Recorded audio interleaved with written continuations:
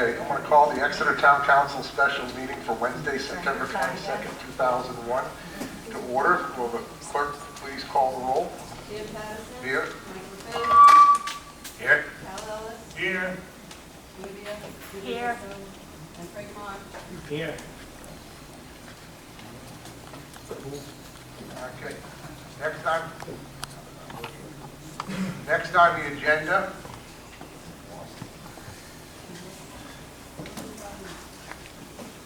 Next on the agenda is the continued public hearing, continued from August 11th, 2021. Proposed text amendment to the Exeter Code of Ordinances, zoning, Appendix A, controlled environmental agriculture overlay district. I need a motion to reopen the public hearing. So moved. A second. Second. All in favor? Aye. Aye. Okay, at the last public hearing, the applicant did not have his witnesses here, and it was voted. We did take public testimony from the public, and we voted to continue this until he can get his people here to testify. So we'll start with Attorney Rhode. Is that how you pronounce it? That'll work, Mr. Patterson. Okay. Thank you, Mr. Chairman, and members of the board for the opportunity to speak here this evening.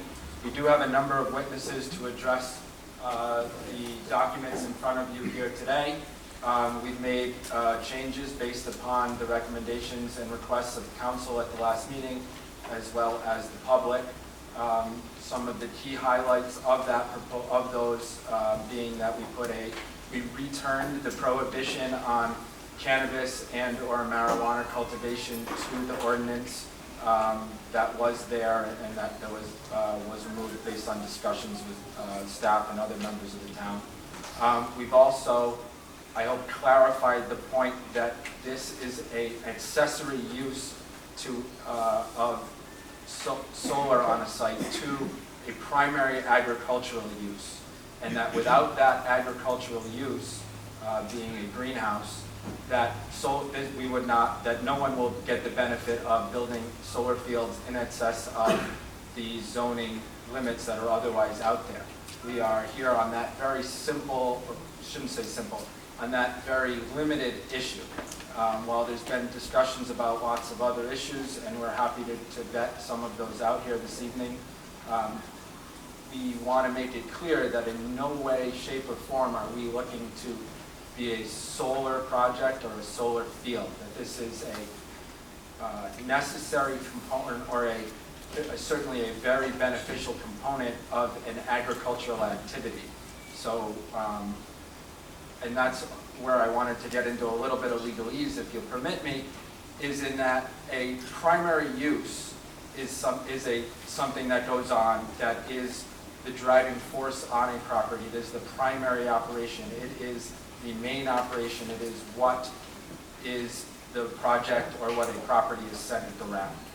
That's agriculture. I think it's hard to take away from the fact that the Shartner Farm property has been involved in agriculture for an extensive period of time, if not generations.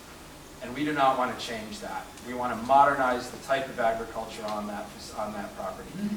And in order to facilitate that, we are asking to be allowed to have an accessory use that we are allowed to have of solar, just instead of having a hard cap on the size of that solar, to have a ratio base of that solar to a certain part of the agricultural use, and not just any agricultural use, but a very specific and energy-dependent agricultural use that we believe can effectively revolutionize the food structure in this country, and is a proven technology throughout the world in other places where land scarcity has historically been an issue. Some of my colleagues will delve into it as well, but throughout the U.S. now, where we used to have manifest destiny in giving away land, especially now in congested areas like New England, where we're between New York City and Boston, land is becoming as valuable a commodity as anything else, and land scarcity is becoming a problem. development is being driven by, as is the case in this country, by the highest and most valuable use of property. And the most valuable use of property, as we'll lay out for you, is historically and currently is residential use, which has a high impact on towns, has a high cost, but it's beneficial to the landowner to sell out to residents. It's the way they can make the most money. And as Mr. Shartner is very keen on saying, and I've heard from other folks, we're one generation away from losing all these agricultural properties and losing all of these historic lands and this culture that we have in New England of farming, and something that I think most of us at some point in our lives have gone with a family member or a friend to a local farm and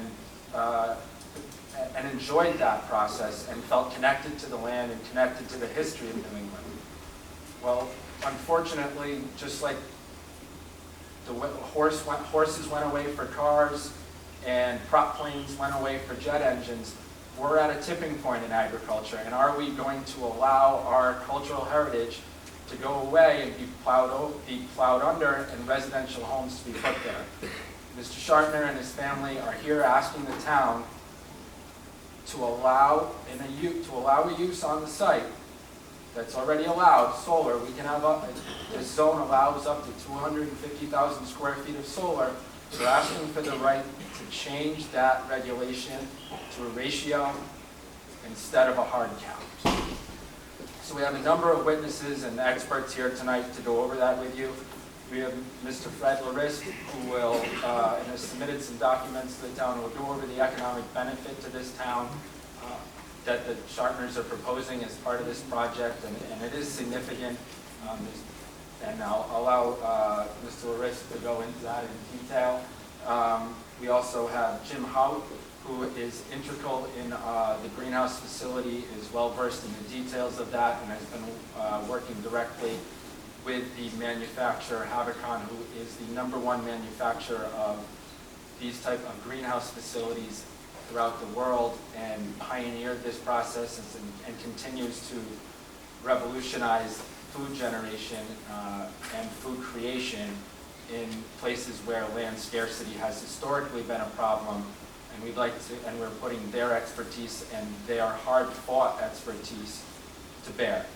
We also have, of course, Mr. Tim Shartner here, who's going to give us a brief history of his role in this project, as well as some of his thoughts and the benefits of this project. We additionally have Mr. Ed Pimentel, who is submitted a substantial report to you folks, who is a well-recognized planner throughout the state of Rhode Island. I believe he's testified in the town of Exeter previously as well, to the benefits that this can provide to the town, and also to its consistency with your comp plan. Could you use the microphone, please? You can't hear it. I apologize. I thought I was. So thank you for bringing that to my attention. All right. Can anyone hear? Can you folks hear me now? Okay. And if you can't, please again speak up.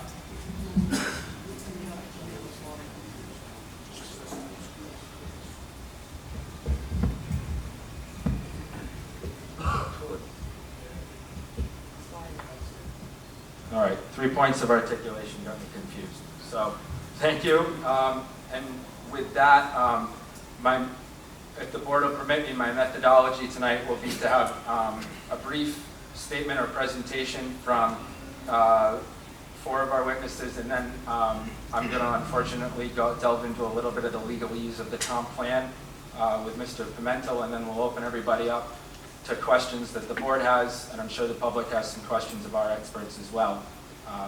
So with that being said, I would like the opportunity to present Ms. Larist to the board.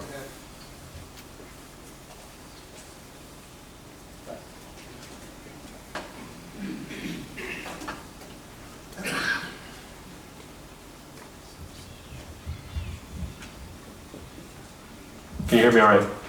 All right, yeah, I hear me. Good evening, ladies, gentlemen, and distinguished members of the Town Council. I want to thank you all for taking the time out of your busy schedules to be here tonight. My name is Fred Laced, I am here this evening to speak with you as the CFO of Rhode Island Grows.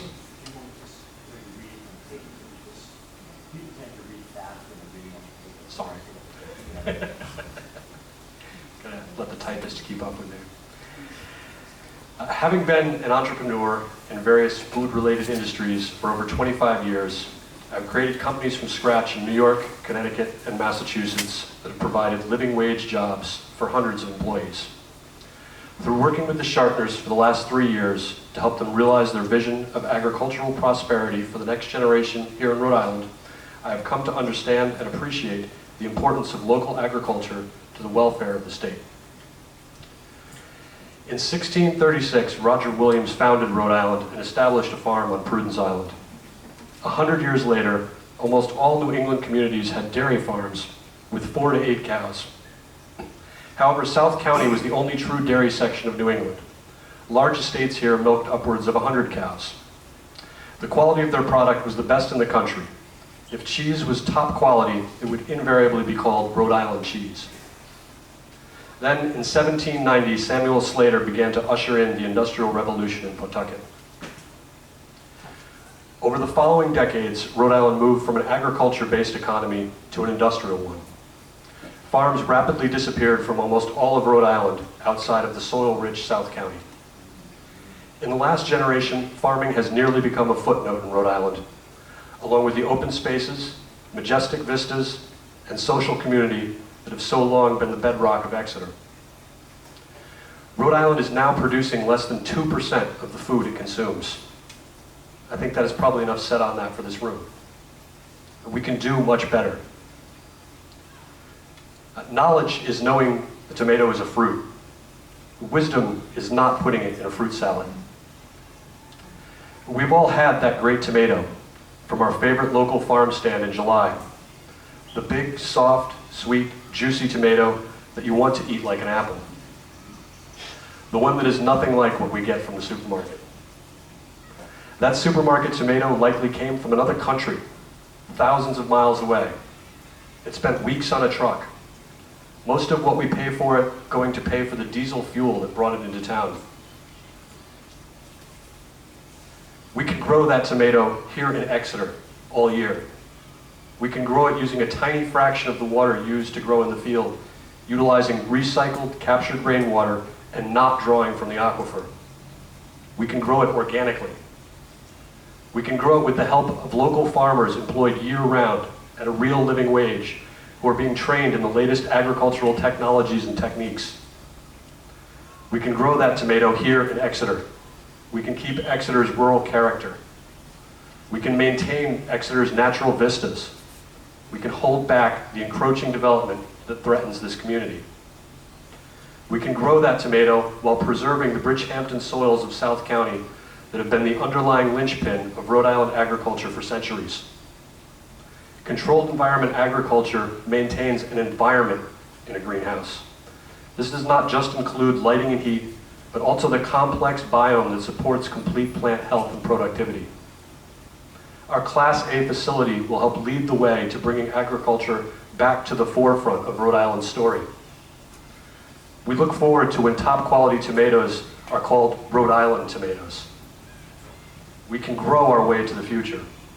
Thank you very much.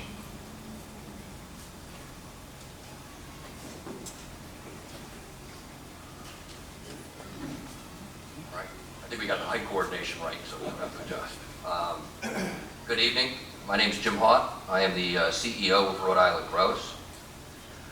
This opportunity to bring this greenhouse to fruition brings me back to Rhode Island for the third time in my career. First as a naval officer in Newport, later as a banker working for Citizens out of Providence, and now as the CEO of Rhode Island Grows. In New England, our growing season is short, our land conditions are tough and challenging. We are bringing technology to the fore to dramatically improve the yields of our tomatoes per acre. By placing our greenhouse over 25 acres of an existing 75-acre farm, we produce the same volume of tomatoes each year that would require almost 1,100 acres under traditional field agriculture. How? Well, first of all, we are going to be on fruit in our tomatoes for 11 months out of the year, not just one crop.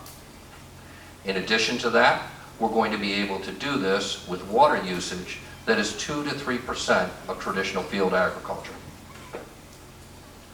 All of our water usage is going to come from captured rainwater on the roof of the facility. We're going to take that water and cycle it in through our tomatoes. If we had a drought condition, we would draw from an existing agricultural pond that is on the farm today. So there's no additional pumping or anything else that we're contemplating for this. We apply technology and energy to the crops to produce better yields, and our efficiency and yields in this product support keeping the remaining farm in agriculture. Frankly, our facility looks a lot nicer when it's surrounded by agricultural uses. And if you look at South County Trail today, where we've started to get some of this facility up, and you'll look and you'll see the corn in front of this facility, that's the intention. What we're doing here will support the remainder of activities to keep this farm in agriculture. For the state, this project brings year-round employment with benefits to work that is traditionally done seasonally. This allows us to invest in our workforce because we intend to keep our workforce with us over the long term. This allows us to retain workers and help our workforce move along the spectrum from what is traditionally a picker and move them up into a role as a farmer, as a steward of the land. We hope that this will help to reestablish agricultural employment as a viable pillar of the Rhode Island economy. We should be growing more of what we consume, not shipping in food from across the country. To do that, however, requires a strong focus on quality. The greenhouse project that we are constructing is a $60 million Class A facility. In all ways, this facility must comply with all codes, and our intention is to strongly comply, if not exceed, particularly for fire and health safety. Our workers work in that building, I work in that building. No one wants a building that doesn't comply with code, and we're going to make sure it does. Our goal is that this facility is something that the town of Exeter is as proud of as we are. We are committed to this area. Our management team, our business is headquartered here in Exeter, Rhode Island. We're not coming from some New York location or anything like that. We are all New Englanders, with the majority in this town. Because we are an agricultural entity, we have established a pilot program for the benefit of the town. This pilot program is calculated on a per square foot basis for our facility and will provide over $240,000 a year for the town. That commitment is for 10 years, at least 10 years, and we're hoping it's a lot longer than that. If we grow the square footage, we agree to grow that pilot program as a function of that square footage.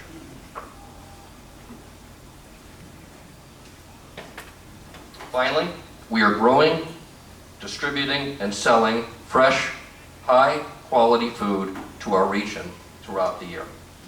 If anyone has ever tried to buy a tomato in this area in January or February, it's not a pleasant exercise.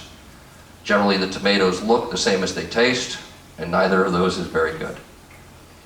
What we're going to be able to do here is to bring fresh, high-quality produce year-round through our distributor, which is Sunset Brands. You'll see them in the supermarkets today. But instead of them having to import from Canada or from Mexico, it's going to come right here from Exeter. This revolution in the yield and quality of what we're able to produce is going to put Exeter at the forefront of farming agricultural technology. We think that there is a good reason to build more of these, And if the town is willing and farmers are willing and it makes sense, we shall do so. But for now, what we're talking about is the 25-acre greenhouse that we are putting in place just off South County Trail. So with that, I would say I'm looking forward to growing our facility and growing our relationships further with the town. I've already met some of you. Thank you for some of you that came out to the Touch a Tuck event on Saturday. It was great, great meeting everybody. I've only been involved for a couple of months. But we're going to grow our project, we'll grow our relationship, and I think we're going to end up with something here that's really special. Thank you. Before you leave, can I ask one quick question? Of course. The Rhode Island Foundation will be paying the pilot money, correct? Not Rhode Island Grows? Rhode Island Grows will, yes, the So foundation will pay the money into the town. Yes, so it will not be your organization? That is correct. Okay. Yeah, we're providing the money to the Rhode Island Foundation, but yes, that's how that's going. Thank you for your military service. Thank you. Sir.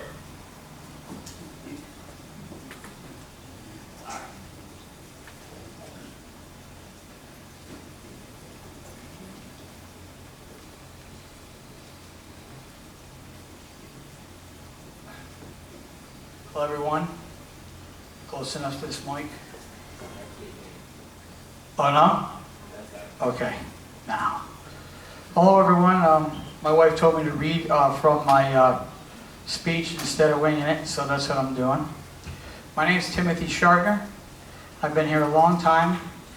I and my brothers are the 4th generation in Shartner Farms, and our children are the 5th generation. And farming is changing. It's evolving. You see it on TV, you see the outcomes, probably nationally, internationally, how science and technology can positively impact farming. I'm reminded today of a teacher in this class, in this school, who positively impacted me. And I think about that because I was in a trailer at Walloon, and I was basically mislabeled, but I had a stammer, and I worked my way out of that, luckily, so you can hear this speech. But sometimes technology is mislabeled also when things are new. So I think about when I took the approach to this and how I was going to save the farm. I went back to when I was in the Army. And when I first learned and saw technology work, and it was math, and it was my job, we would protect soldiers in the field from chemical attacks that were deployed against them. And what we did is we used barometric pressure, temperature, wind direction, wind speed, particulate size and mass, and we would use all this information. It took hundreds of people that were in the field to collect this data. And we'd do basically a probability matrix, and we would forecast and predict the downwind hazard so we could keep troops from deploying there. And when they did drop the bomblets, which is just basically smoke, colored smoke, and that smoke landed exactly where we determined it would, I realized the power of technology and math and determinants. And this is what's going on here in agriculture. So today, we're not talking about soldiers, we're talking about farming. And we're talking about a field, not soldiers in the field, but plants in the field. And we're talking about feeding people in the town, in the community, in the region. It's about modeling something that is tremendous. We can use technology to predict outcomes in growing and how we better irrigate, how to spot the beginnings of disease and infestation, to use organic preemptive measures to correct it. We can now get 30+ acres out of 1 acre. So we have a 75-acre field, we cover 25 acres of it with glass. It's the same field. Now we're getting 30+ acres to 1. Same field. when I think of that, I'm thrilled.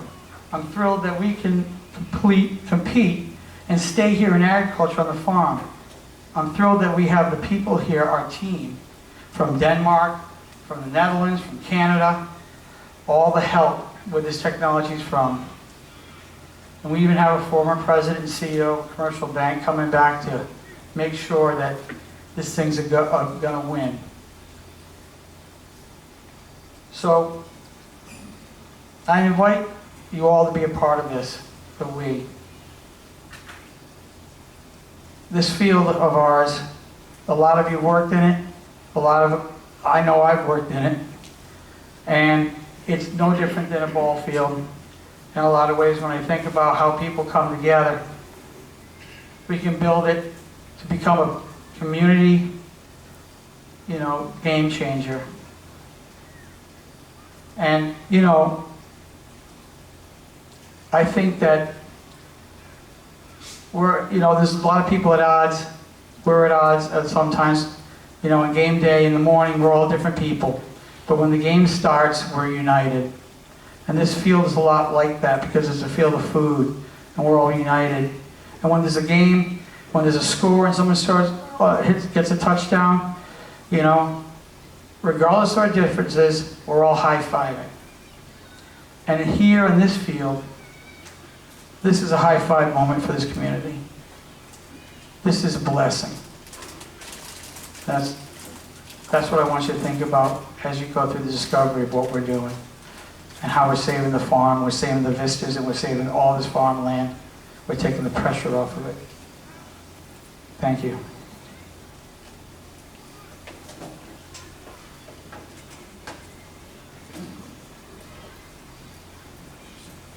Mr. Chairman, at this point, I'll present Ed Pimentel, and I apologize, we're going to go a little bit into the legalese and the details of the comp plan and those matters. So with that said, I'll allow Mr. Pimentel to speak to that effect. So, first of all, I do have a jacket. I left it in the car. I was getting a little muggy, so I do apologize. It's not an insult to anybody. It's not an insult to anybody, but just by way of a little background of my experience. Wait, can you hear me better now? Okay. By way of background, a little of my experience, first in the urban planning field. So I've been an urban planner in the state of Rhode Island for over 30 years. Municipally, to this day, I've always been a municipal planner. I've worked for the towns of North Kingstown, Barrington, Gloucester, Block Island, East Providence, et cetera, et cetera. I also have a consulting business, and I've been consulting for 20 years. I have done several projects in Exeter. But let me back up in regards to agriculture. So I submitted a rather verbose report, but I don't want to be preaching. This council knows its community better than I do. This council knows better than their comprehensive plan better than I do. So what is the situation with agriculture has been already testified to by a number of experts. Back in the 1990s, the American Farmland Trust, in trying their best to salvage agricultural operations throughout New England, concentrating primarily in southeastern Massachusetts and Rhode Island, engaged in what was called a cost of community services study. And basically, it came out with conclusions that appear to be obvious, but the reason why this hard data was required was because we were trying to come up with novel ideas. How do we salvage agriculture? When I was in with the town of North Kingstown, though, I wanted something with a little more solid numbers. So I went to the town. I said, give me 6 months, and let me look at every single dollar and where it's being expended in a fiscal year. Because the American Farmland Trust relied on rather anecdotal information. I wanted hard data. I allocated every police call, every ambulance call, every development. Where did those expenditures go? Where was the revenue coming from? Obviously, agriculture was the biggest fiscal contributor to a community because it necessitated the fewest services. Residential is always a fiscal depleter because of the educational costs primarily. Commercial and industrial is an important tax base for any community, but there are those immeasurable qualities. The environmentals, the traffic, et cetera, et cetera. Agriculture doesn't result in any of these concerns. So the point was, We know agriculture is important. We know it's valuable. Now, how do we preserve it? So we were coming up with novel ideas, dedicating through our capital budget, revenue to buy development rights, trying to justify to the taxpayer, we're going to be using some of your hard-earned taxes to buy these development rights, because over the long term, the expenditure associated with residential development is going to be a loser. So it's a worthy investment. But these were just small stopgap measures, because you can only generate so much revenue to do these things. Over the last couple of decades, I know of a number of people who've tried to come up with novel ideas. Amending zoning regulations to allow farms to engage in accessory land uses, Airbnbs, wedding venues. Once again, these have been small stopgap measures. Here's the problem. Residential is the highest and best use for most of these properties because they're typically zoned residential. In the last 2 years, in my municipal capacity, we've approved over 1,000 residential units. That's in my municipal capacity, in my community. Statewide, there's been several thousand more I've been involved with, because there is a boom in this market and there's a shortage of affordable housing and housing in general. Agriculture is always going to go to the highest and best use. So it's not a matter of evidencing the value of agriculture, it's increasing the value of agriculture so that it's more valuable than the next highest and best use, which is residential. How do you accomplish this?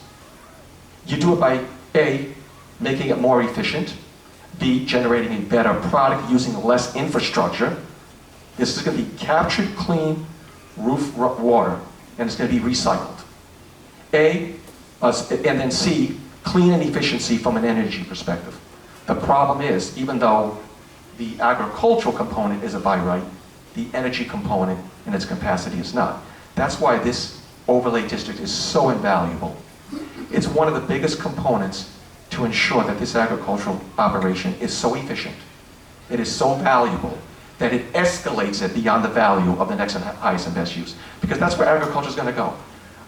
On my way in, I started thinking, if somebody handed me a lottery ticket and said, this lottery ticket's worth $5 million to you right now, and you never have to work another day, would I do that, or would I work and continue to work at something that even if I may love it, and create and have less value in my pocket over the long term?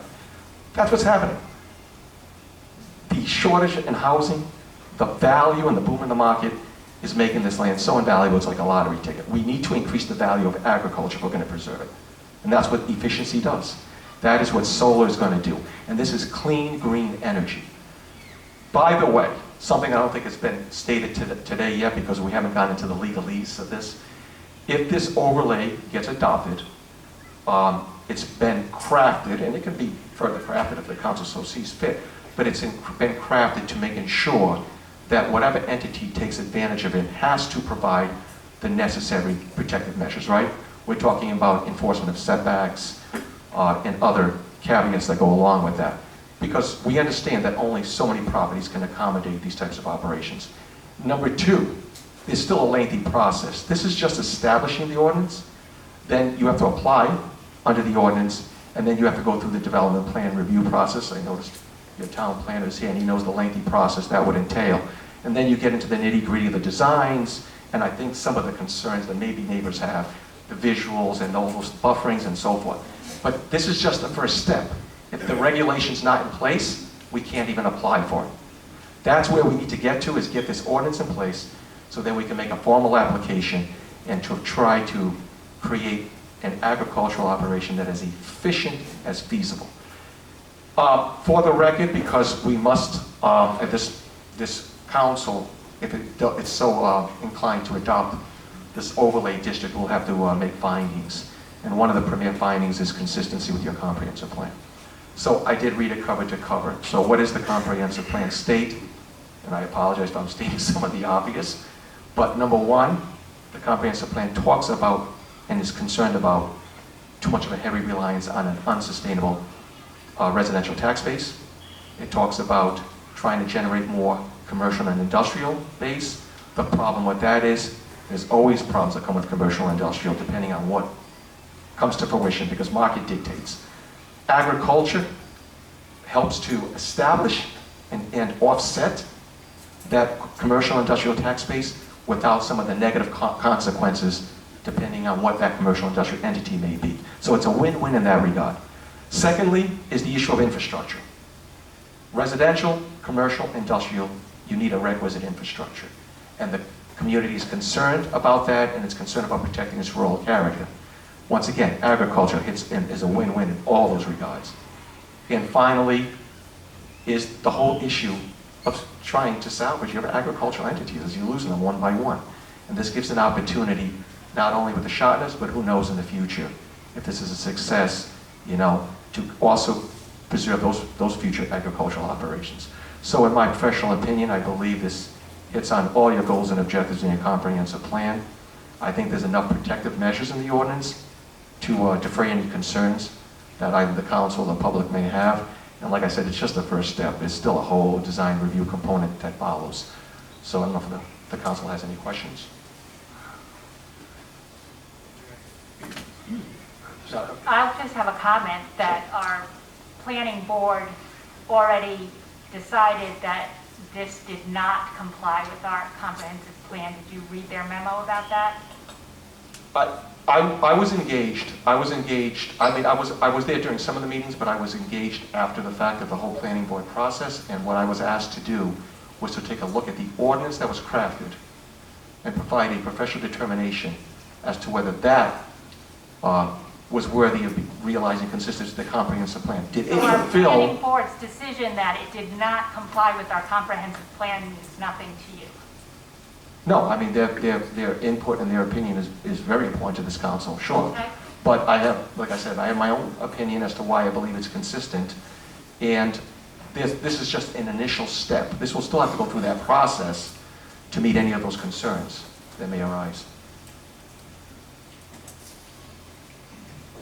I've got a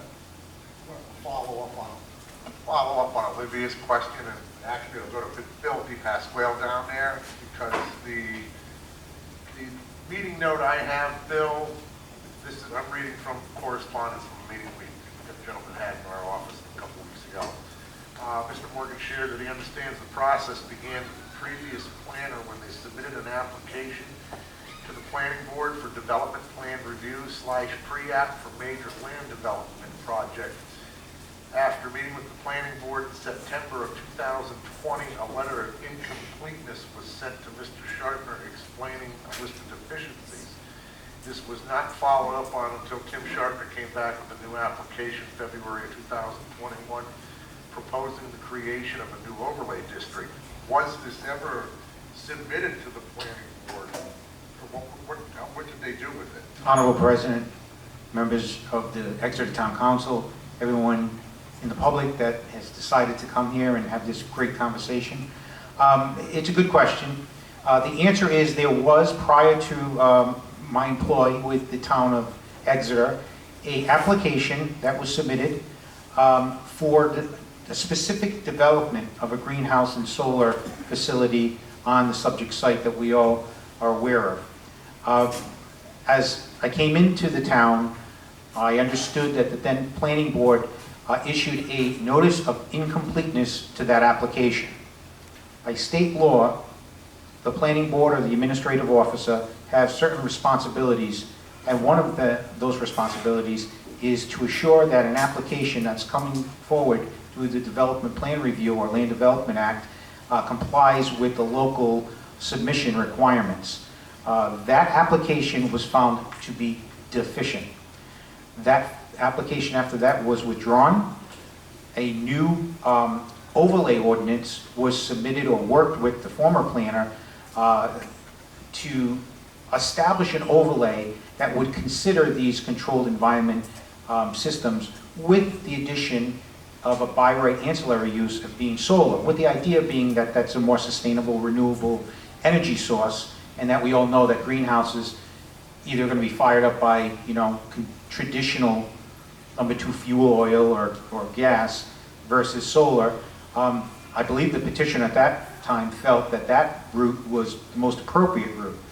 And that gets us to this meeting tonight. The consideration that this Honorable Town Council has is for a specific ordinance. That ordinance is in front of everyone, is being publicly vetted, and we hear lots of great conversation on why this ordinance would be good or bad or indifferent, or any kind of modifications made to that ordinance for the town of Exeter. And that's why we're here tonight. And I hope that clarifies the question, Mr. President. So there was never a decision saying it did not fit the comprehensive plan. They were just issued that it was incomplete. The application was issued incomplete. After that, just one more thing, is that once this petition, which is the overlay, went through the process, the planning board reviewed that and by statutes required to give this honorable body a recommendation. That recommendation was that the draft that they saw and they reviewed did not comply with the comprehensive plan, and then that was issued in terms of a memo to this honorable body.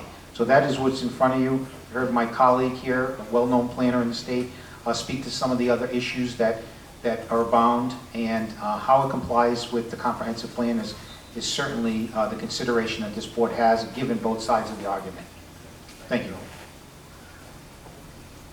Dan, could I speak? Pardon me, now that we're addressing the planning board's posture, on this matter, we were issued, and Bill DePasquale just made reference to this, we were issued an advisory opinion dated June 23rd, 2021.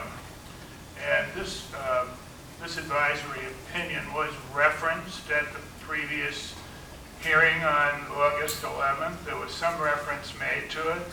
It's extensive. The entire report was not read to you. There was a question asked about, or a request made, that this report be made part of the record of this public hearing. I am here tonight, or I'm here, I have in front of me, I want to make sure that the planning board's memorandum does become part of this public hearing. And so I'm making that request that this memorandum be added to the records of tonight's, or the minutes of tonight's hearing. And I'd like to just make one other comment. We've heard from Mr. Shartner, who grew up here, so did I. I understand farms. I don't live on one, but I grew up around them. I smelled manure. I've seen some of those farms turn into residential properties. Would that be the best use of that land? Probably not. Is Mr. Shartner's proposal viable? Perhaps. But what confuses me here tonight and concerns me is that we began this evening by indicating that this was solely about an ordinance that was going to deal with solar use, energy generation on any facilities like this. We've heard several people say that there's hope that there'll be more. There's reference in this ordinance that there could be more, and that's a concern that I have about those regulations in front of us. I thought we were told this wasn't specifically about the tomatoes and the Shartner project, and yet you've spoken eloquently about the tomatoes. I'm sure that's great, but there are other options here in this ordinance, and I'm concerned about the language. So I'm just making that point because, because I know the town as well. And so thank you for letting me speak to that, Dan.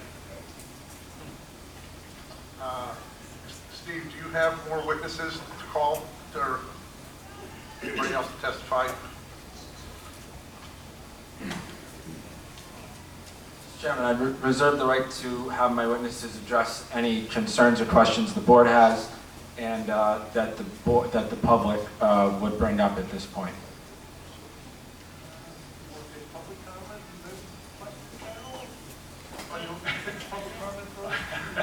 Thanks, Jan, for deferring to me. That's because I'm older.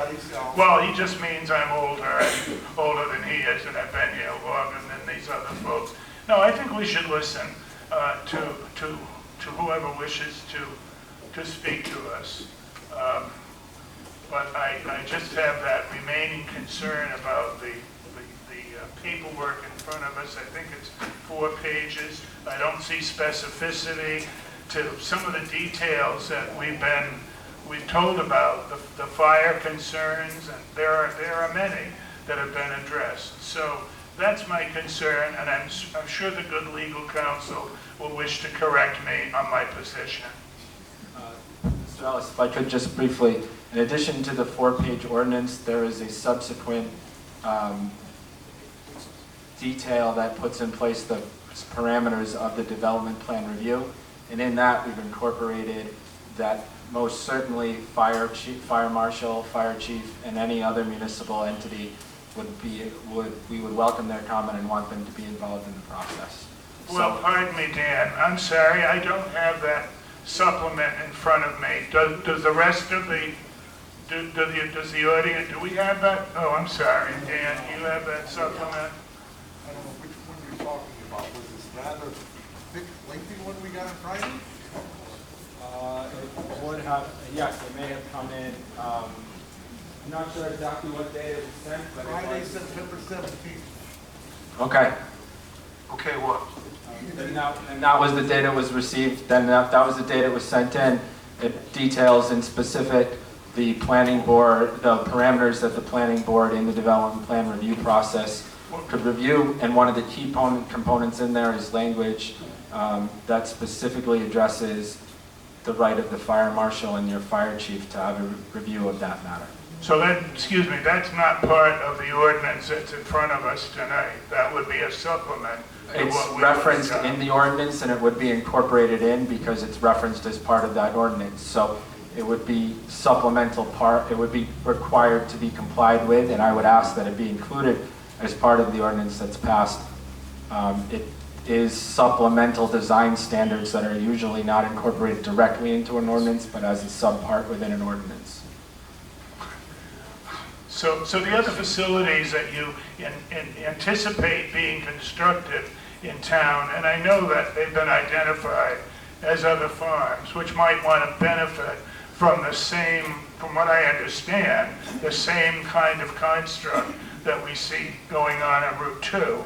What you're saying is what's specific to the Shartner property isn't necessarily specific to the others? Is there something I don't, please explain, Dan, or someone, what I don't understand. I have the same question. Well, maybe you and I just are the two that don't get it. No, I'm sorry, I don't mean to be fresh. I'm just trying to understand this. Really, I am. So could you just say your question for me again one more Well, time, my question Councilman? is, if you've submitted something, which we have, but it's not directly I don't think we have it. I haven't seen it. Well, Pat says we have it, so we've had multi pages of information, which is not what I see as part of this 4-page that is in front of us. This is a continued public hearing. Pardon me for correct. I'm just trying to understand. Basically, we have they submitted 2 things that aren't together. Oh, well, I thought that this was a continuation of what we had, but now if there are other facets of this that have been submitted, I should think the public should see them. This is a public hearing about what we're addressing. I'm not asking for your applause. I'm not here grandstanding. I'm here as a long-standing resident of the town, thinking about the future that the rest of you, not me, the rest of you will have to live with. That's all I'm thinking about tonight.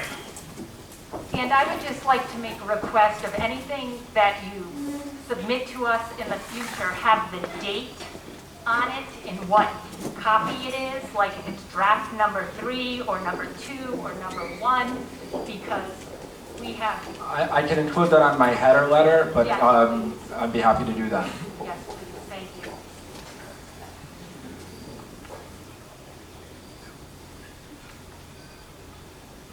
We've got about maybe 20 people that have signed up for public comment, both pro and con. If you testified at the last hearing and you have no new concerns, we would appreciate if you would just pass the time. If it's something to do with tonight, please come up and speak. We are going to limit to 3 minutes. When you do come up to speak, Please state your name and your address for the stenographer, because we are doing an official transcript here tonight. First up, it's Biagio Soto. I get it wrong every time. Joe.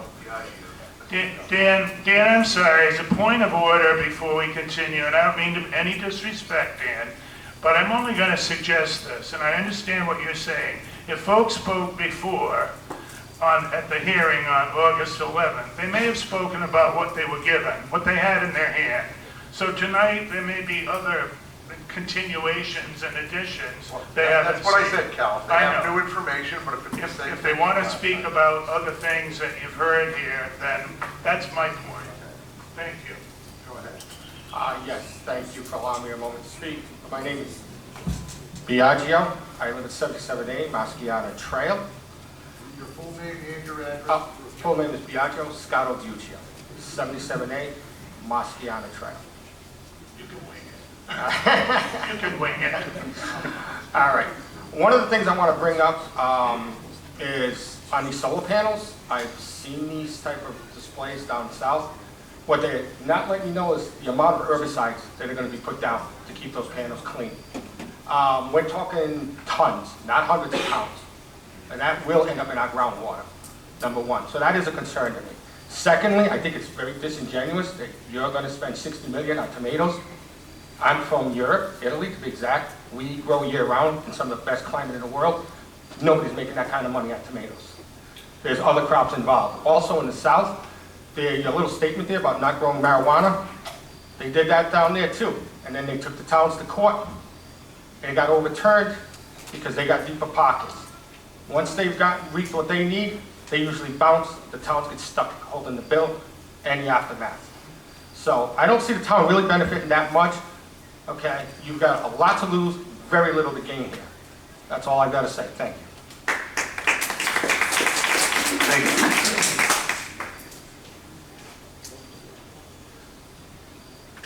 you. Next is Frank DiGregorio.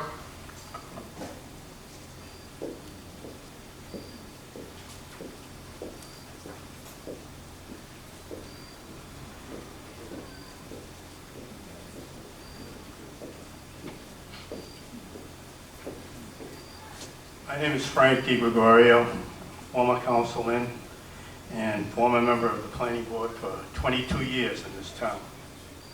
First of all, I object to the fact of being limited to 3 minutes. I think that's something we do before a council meeting, but it's not something that should be done here at a public hearing. If someone has something to say, they should be allowed to say it, no matter how long it takes. Obviously, the applicant was given plenty of time. But in light of that, I will try to limit it to reading 1 page, and then I have 2 pages of supplemental information attached to it that I would like to submit to the clerk for the record. I hope my glasses work. As an Exeter resident and member of the Exeter Town... As an Exeter resident, past member of the Exeter Town Council, 22 years on the planning board, I am an advocate of blending traditional farming and technology. However, Rhode Island Groves LLC Amendment for Controlled Environment and Agriculture is problematic for 3 primary reasons. First, it is not in conformance with the Exeter Comprehensive Plan.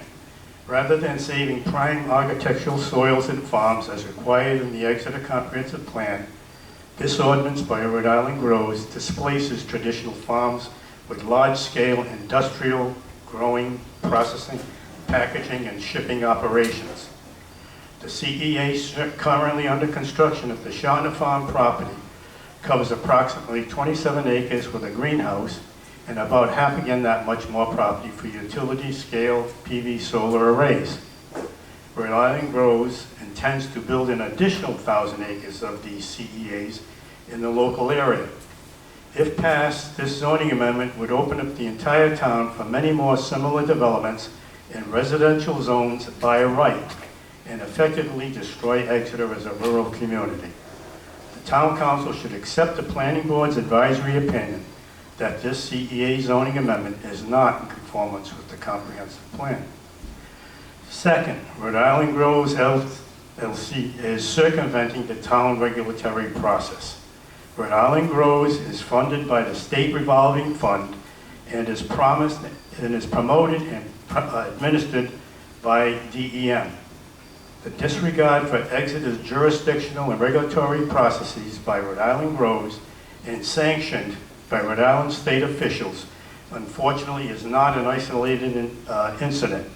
Lest we forget how the state unleashed large utility-scale solar development. This endorsement by Rhode Island state officials not only undermines Exeter's local jurisdiction under our home rule charter, but it also sets a precedent to undermine other cities and towns. Even more egregious would be the support for this undermining of our local jurisdiction by our town council if this zoning amendment is approved. Our local jurisdiction should be vigorously defended by our town officials, not surrendered. Is this the legacy this town council wants to leave? Third, premature construction. It is troubling that without any approved CEA zoning ordinance being passed, and without any local zoning planning reviews and approvals and building permits, that Rhode Island Grows is prematurely constructing a CEA. In conclusion, many issues need to be reviewed and resolved, as listed in the rest of my written testimony, before any town council decision is made. To that end, the town council should at least continue the public hearing to allow a prepared response by the residents of Exeter to the applicant's expert witnesses' testimony. Thank you.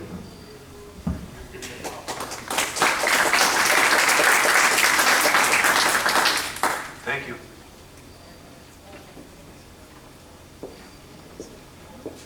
Next is Arthur Salisbury.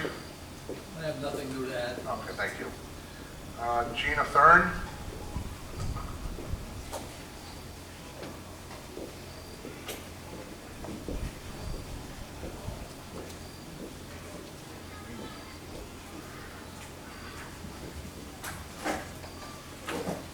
Sorry guys, I'm short.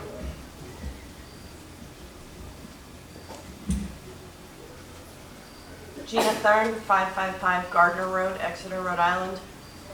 Owner and operator of Our Kids Farm, currently existing and has been in existence for over 25 years now. Actually more than that. My husband and I have owned it for 14 years and it was 25 years before that. CEA greenhouse operation located in Exeter, Rhode Island.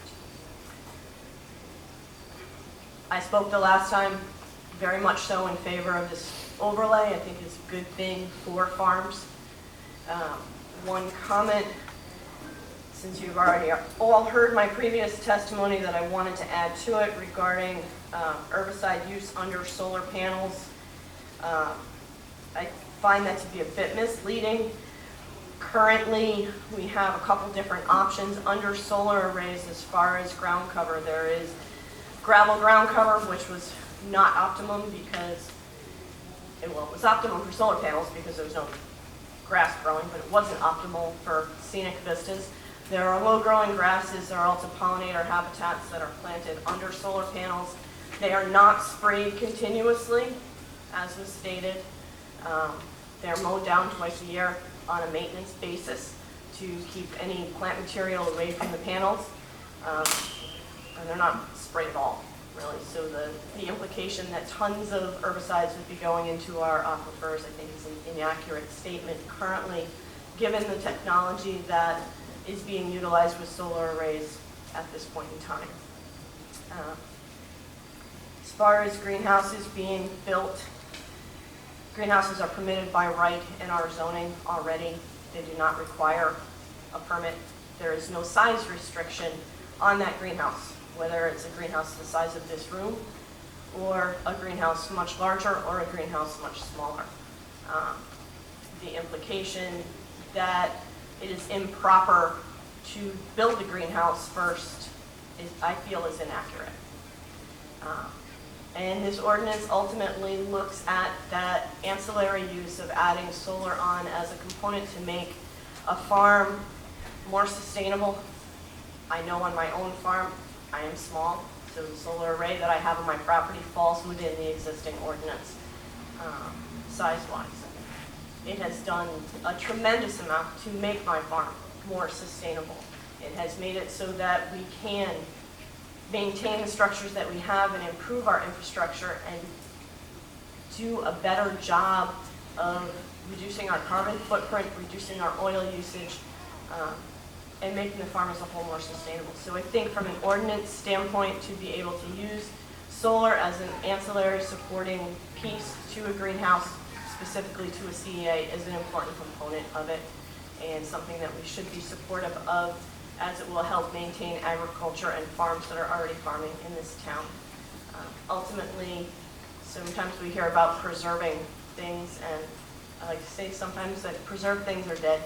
I don't want to be an artifact in a museum. I want to be a living, breathing, farming entity, and I want to continue to farm, not be told that I can't farm, or how I can farm, or what technology I have to use. I got some questions for you because I own one greenhouse. Okay. Mine's 72 foot long by 24. I have another one that's just a cold frame, no juice, no heat. What is the length of your greenhouses? You've got, what, about 8 of them up there, I believe? We have 7 greenhouses. There's a couple 60-footers and a couple 48-footers. The ones that you're firing with oil, because you grow year round. Yes, I do. I won't turn mine on until about March 15th. I grow a different crop than you. How much oil do you burn per week in one greenhouse? Per week. Each greenhouse has a 250-gallon oil tank. At peak cold, we would go, some of it is temperature dependent. At peak cold, to grow tomatoes with a night temperature of 65 degrees, we would go through 250 gallons of oil in 7 to 10 days. We tend to grow a lot of other crops at a little bit lower temperature, and we also supplement with a wood boiler to offset that balance so that it's not as much oil. But to run all 7 greenhouses, it's 7 250-gallon tanks. So now the solar that you put up as an experiment, Yes. that's just operating electricity, or is it helping with the heat? Currently, it is operating electricity, although we recently purchased 2 electric heaters. So what it will do is in 2 of the greenhouses, they will heat with electricity primary and oil as a backup, because we know what we have isn't enough to fully power those heaters, but it would certainly offset it so that instead of it being 100% on oil, just like our wood houses are wood primary, oil backup, the electric houses would be electric primary. And the alarm that goes off at 3 o'clock in the morning to wake you up when there's a problem? Yes. Okay. Yes. Now, I just think the public needs to know the amount of fuel that these facilities, very small Yep. facilities. Yes, we're tiny. Anybody have any questions for Gina when she's up here? Were your solar panels gifted to you? No, No, you bought them? we didn't purchase them outright. We worked with a solar company to do the research and development of what agricultural crops could be grown under solar panels. Which and solar company? Green Development. Okay. And as part of that project, they agreed to construct the solar array, and we would do the research for growing vegetable crops under them. Okay. Any other questions? Thank you, guys. Thank you. Next is Mike Cirillo. On my way up here, I want to assert that I do not oppose this meeting. My Sunday gravy and pizza, I love.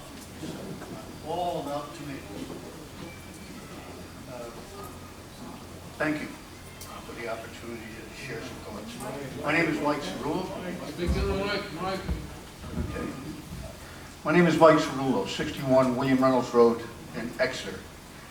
Thank you for the opportunity to share my thoughts and concerns regarding the proposed CEA ordinance and the 25-acre farm building on the Sharpner Farms. I offer these from the perspective of a resident, former Exeter Town Councilman.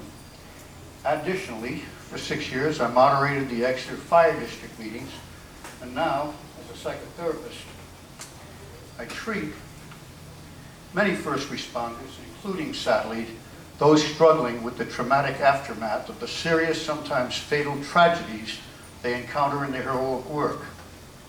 I'm also a former marketing executive with 5 years of experience in the building materials business and a former adjunct faculty member at RISD, where I taught marketing to industrial engineers and architects. While I'm certainly not an architectural or engineering expert, I believe I have a more than passing familiarity with both residential and large-scale construction projects, blueprints, building codes, etc. So last Saturday, I attended the open house on the site of what I would describe as a building being hung on structural steel that will be glazed with rigid plastic panels. I also had an extensive, candid conversation with both Mr. Shartner and Mr. Rhode. We discussed many aspects of the project, including one of my biggest concerns, fire suppression water, where it will come from, aquifer impacts, etc. I was assured by these gentlemen that there was more than adequate fire suppression water on site, that there would never be a need to tap into the aquifer, and that no toxins will be used that would impact water quality. I was also assured that they had briefed our fire officials and that they were okay with their explanation and assertions. I've since learned that that may not be the case. However, I'll leave any comments on what those discussions, meetings, reviews, etc. did and did not resolve to our own dedicated and more than competent chiefs and fire marshal to clarify. So therefore, while there are many environmental, public policy, taxation, and other considerations to be explored and vetted, I will focus on the human risk considerations of these buildings that shelter CAA processes. Based on Rhode Grove's webpage assertion, this tax-free project would create 5 jobs per acre for a total of about 125 employees on 25 acres. Assuming 3 daily 8-hour shifts, that would mean at any given time, a minimum of at least 42 people throughout the day are at risk if fire breaks out in this farm building. Now, a fire in this farm building is not the same as one on an open field. A person can run to safety fairly quickly in an open field. In a farm building, especially one of this size, there's no easy way out of this plastic-fueled, toxic-fumed environment for either the employees or the first responders rushing in to rescue them. Think about it. These employees and firefighters will be our kids, grandkids, brothers, sisters, and neighbors. Do we want to rush into this without due diligence by appropriate Exeter boards and financially disinterested experts of our own choosing? For more about the risks, I would refer you to the letter Chief Gabbett submitted to the council last month. It reads in part, "These buildings appear to be wide open, without fire separation walls to help provide protection to the lives of the workers or the firefighters." And it goes on to recommend, and this is relevant to the way we word the ordinance, that such structures be subdivided into compartments that are separated by 2-hour fire-rated construction in order to allow for escape by occupants. And that additional language be included with the CEAS overlay review procedure, the review procedure, that requires collaboration, review, and recommendations from the fire marshal and fire chief on all CEAS overlay applications, so the review and recommendations may be distributed to the town council and planning board as part of the hearing process. So in closing, I would urge this honorable council to continue this public hearing or return the ordinance to the planning board, or both. It's very clearly the right thing to do for our town. Now, I want to just say one more thing. I am not opposed to hydroponics. It's a production process. But what I am concerned about is that we treat the farm buildings for what they are, buildings, structures. They are not greenhouses. They are farm buildings that house a process. Very different concept when you think about it from the standpoint of the words that are used for the materials that are in there. Structural steel, for example. Thanks very much.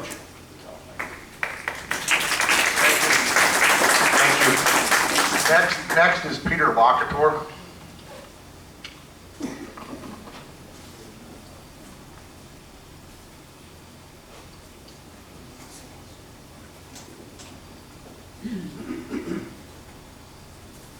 Thank you, Mr. President.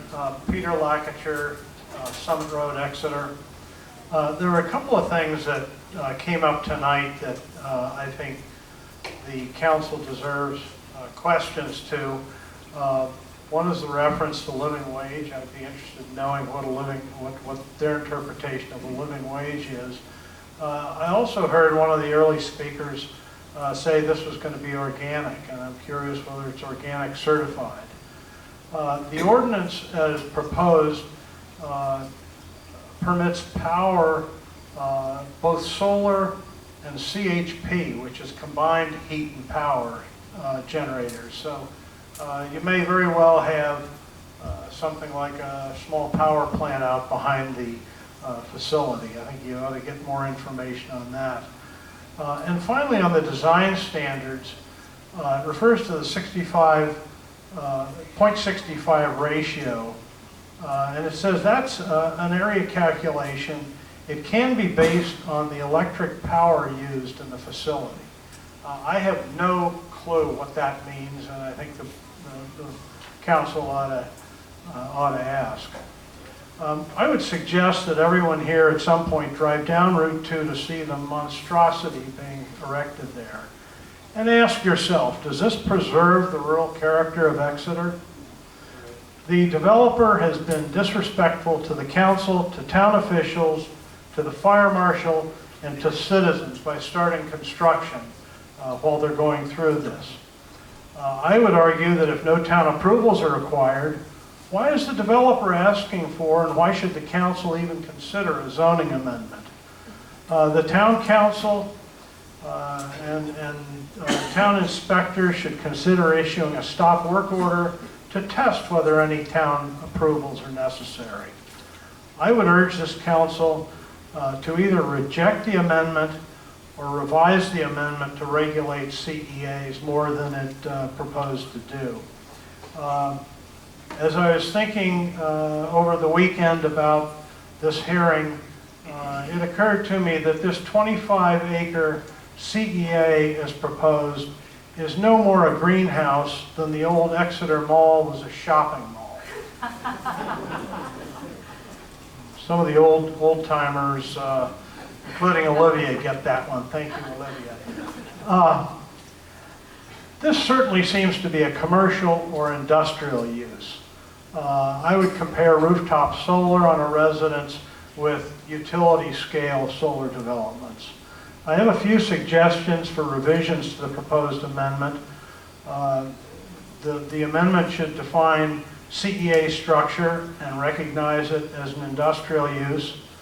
It should differentiate between CEA structure and greenhouse by factors such as size, permanence, foundations, etc. The ordinance should require a special use permit for a CEA structure and restrict them to commercial and industrial zones in Exeter. It should set conditions on special use permit, the special use permit including size limitations in consultation with the fire marshal and fire chiefs, health and safety requirements, setbacks, and screening. It should limit the use of CEAs to growing fruit and vegetables and define and limit other activities such as processing.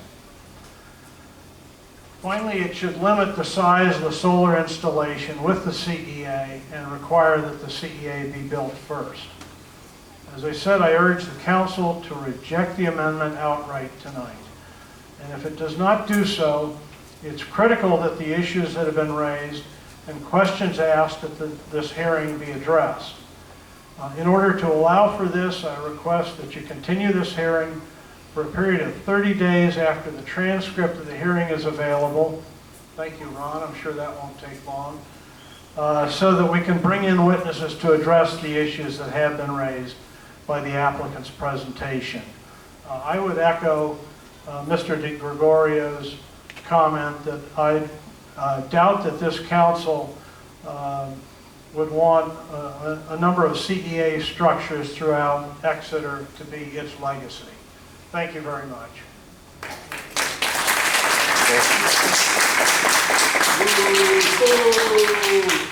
Thank you. Boo!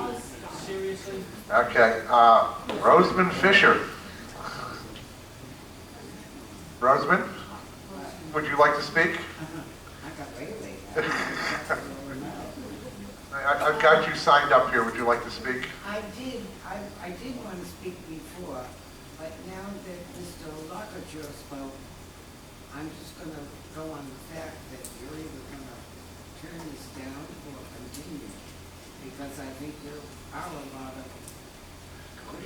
Come up and speak so we can hear you. What? Please come up and speak so we can hear you. Peter's pretty much echoed what you agree with then, Roseman. Yeah. I'm a little deaf. Okay, that makes two of us. She said that she agrees with Mr. Lacazette Okay. and Mr. Di Gregorio to Continue or... continue. Because there are a lot more, there's lots more to be asked. All right, thank you, Roseman. Next I have is Ed Baker. Ed Marker.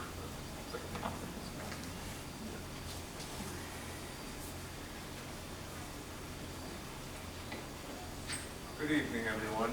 Ed Baker, 136. Good evening. Not working? The bottom piece, we'll move that. Yeah, I'm not really a rock star, that's for sure. Sorry? There you go.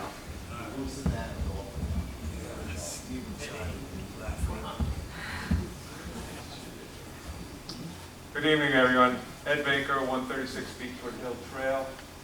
I've been driving down Route 2 for over 20 years, and one of the special things is turning off of Route 102 south onto 2, past Stamp Farm and Shartner's Farms. And over the years, just watching the seasons go by, spring, the soil is turned, planting, see the workers in the morning, watch the crops grow. Stamp Farm corn knee-high by the 4th of July is always my thing I recognize in July.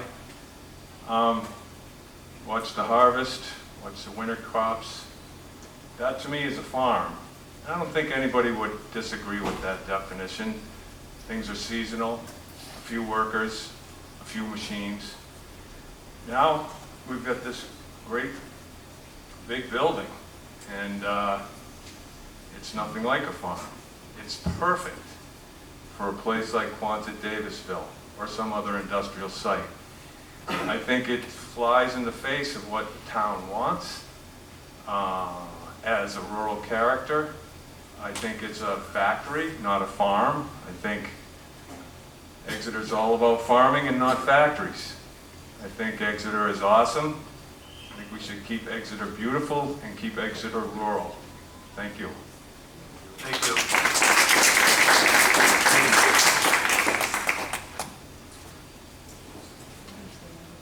Renata Aker. Renata Aker, 393 Austin Farm Road, Exeter, Rhode Island. I just had a couple of questions. First of all, I agree with Peter Lacazette and Frank Di Gregorio. They addressed all my concerns. But the solar panels, I read that they're only good for 25 years. They are not biodegradable. And what happens to them after 25 years? Mr. Shatner says that he's only going to grow tomatoes. Who is going to enforce that? Is our zoning inspector going to go there once a week or maybe every month to check that there are only tomatoes grown there? It is also a 3-story high building. That doesn't certainly improve the vista that I see in Exeter and that I live here for 42 years. My husband lived here all his life. This is not what Exeter is. And lastly, I read in the Pendant that there was a lien on the property for Mr. Shatner. Has that been paid or resolved? It was in the Pendant. That would have to be, That would have to be a question with the Sharpners. We have no idea what about the That, property. So. I don't know if it is this property we are talking about, or if it is another property. He had quite a few properties. Do you know that, Mr. Patterson? No, I don't. But I would find out about it. Thank you for your time. Thank you. Next is Ann Stamp.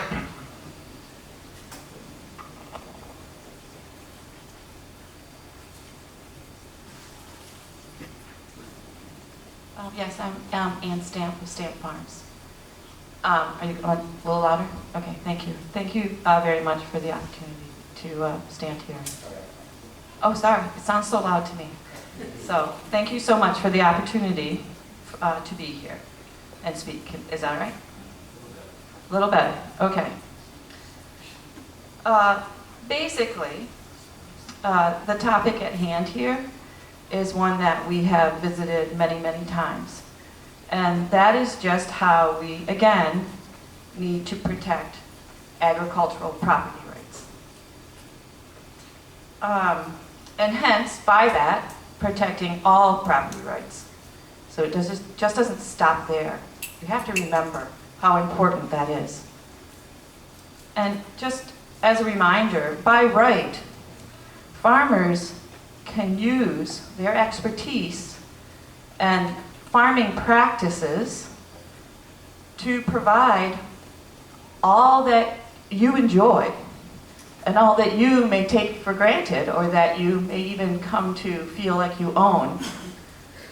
But that's the farmer's choice, using the correct agricultural practices and by their own expertise of what they use. And that's what we have the right to do in farming, in agriculture. And that would be such a disservice to our country and our communities to take those rights away. So basically, this CEA overlay, and an overlay such as this, is in general just a way to promote success in farming. And by that success in farming, success within your local community, with all that farming provides. Perhaps it's on a scale you're not used to, but it is still beautiful, and it can be landscaped, created in a way that it's not offensive. But the fact that previous folks have, I'm really glad they've enjoyed the vistas. But that doesn't give them a right to pickle us and pickle farming. That's right. Because that's our hard work and sacrifice. Yes. That's my 2 a.m. mornings. And to think that farming, and excuse me for my emotion, but to think that farming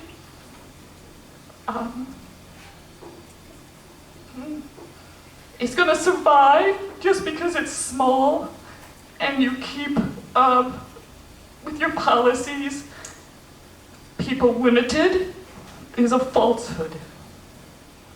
So this is a much bigger picture, and it's a very personal issue. And it's not just personal to me, and I apologize for my emotion, but it has a huge ramification to future generations of farmers. And it has, here, in the town of Exeter.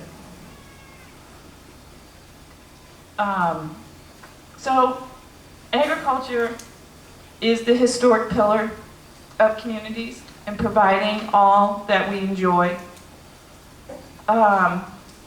Farmers must be able to continue, and that does include progress within agriculture.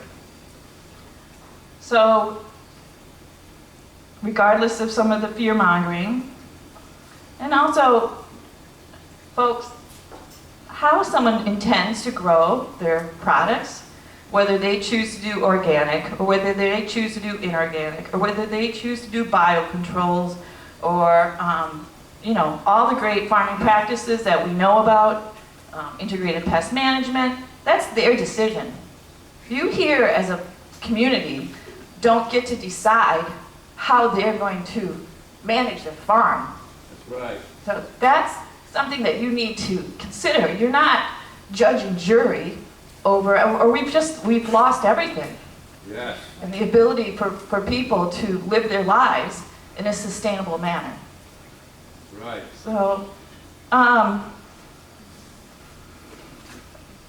I would like to say that, please, think about the abilities of farmers to continue farming, because that is going to have a lasting effect on this community. Thank you. Thank you.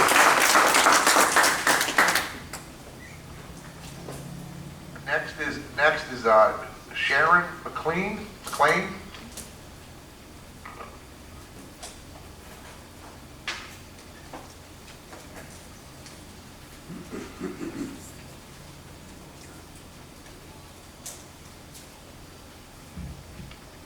Sharon McLean, 136 Beechwood Hill Trail. I've lived in Exeter for 31 years at this same address, and I'm now the first time coming to a town council meeting about something. Well, I don't know about that. But in any case, I agree with a lot of things that have been said tonight. The emotional statement just before this is really kind of gripping for me. But I also am very concerned about many of the things that, I don't even know the names of people here, but that the gentleman brought up and suggested that you just put a pause on this and research a lot of things. I think it's very critical that that's done, and that I feel a little concerned about anyone using the word never, such as that we will never tap into the aquifer or have use for the aquifer. That's an impossibility. So I think, considering how things have changed since I've lived here in terms of climate, about the conditions that we have here. I moved up here from Maryland on the Eastern Shore, where I spent 2 months living inside my house in the summertime because of the heat and humidity. I was a New Englander who was transported down there, and I couldn't wait to get back to New England. And when I came back here, and I enjoyed a summer without this horrendous heat and humidity, which now we are experiencing. So within 30 years, there's been a tremendous change. And I think the aquifer becomes a big issue then. So I don't know how they're planning to store water that they collect from the rain, but we could experience quite extensive droughts. And then there may be a need to keep a facility like that running to tap into the aquifer. And that I'm worried about. I'm worried about the traffic, which on Route 2, in that end of Route 2, is already pretty horrendous. I am already now not driving that route anymore. I am going through back roads to go where I want to go into North Kingstown. So I think there's a lot more to this than even what's been discussed tonight, but I think that a pause is really a good idea, to do a lot more research into this. I just want to mention something too. I don't know if you've done your research on the company, but I had talked to a solar company. I was thinking about putting solar on my roof. And there were just things, you know how little things will be said and done when you're talking to people about doing a project, that they will, it just kind of sits like, oh, well, I wonder what that was all about, and why did they say that? And I kind of then looked into the company, and I did some research in their background, and they weren't a very good company. And I'm not saying that these people aren't a good company.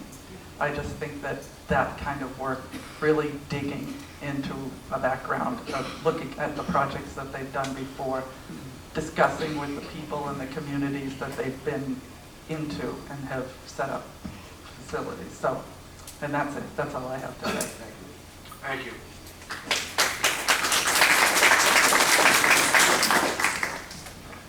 Next is Don Heitzman.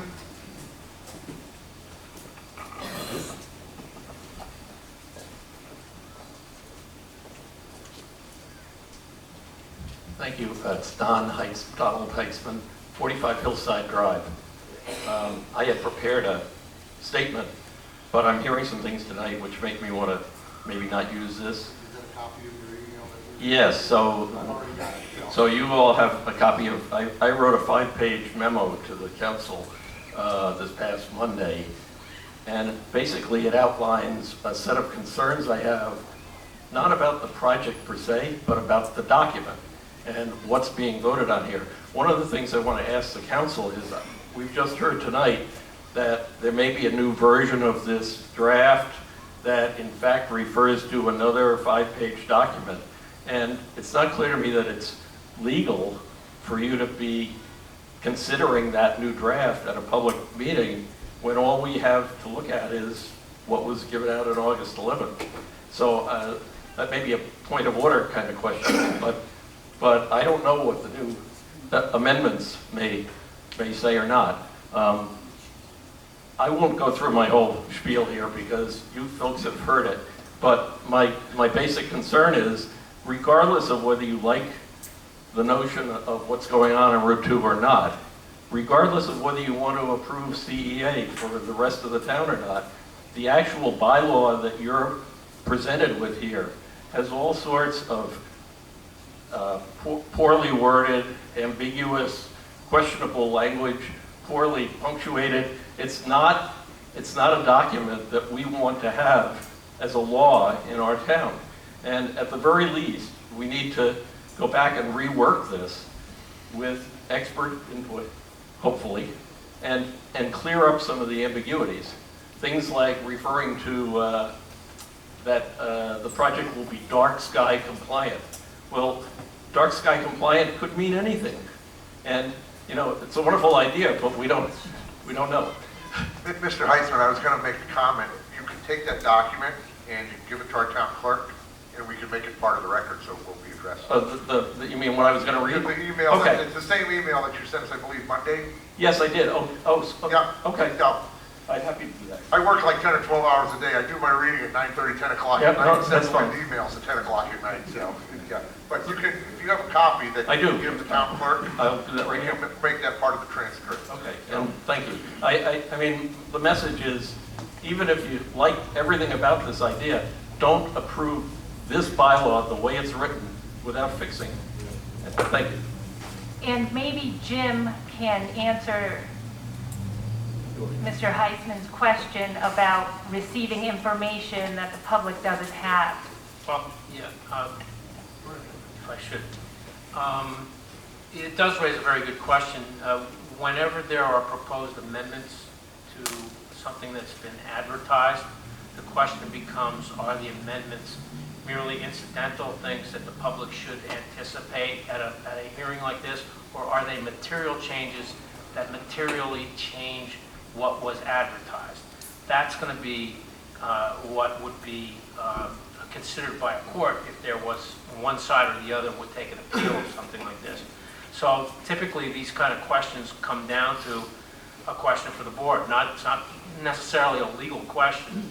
It's a question as to whether or not this board, this town council, believes that the changes that are proposed or that are being sought are in fact material, and that it would be more fair to re-advertise or to go back to square one, submit it as a new ordinance altogether.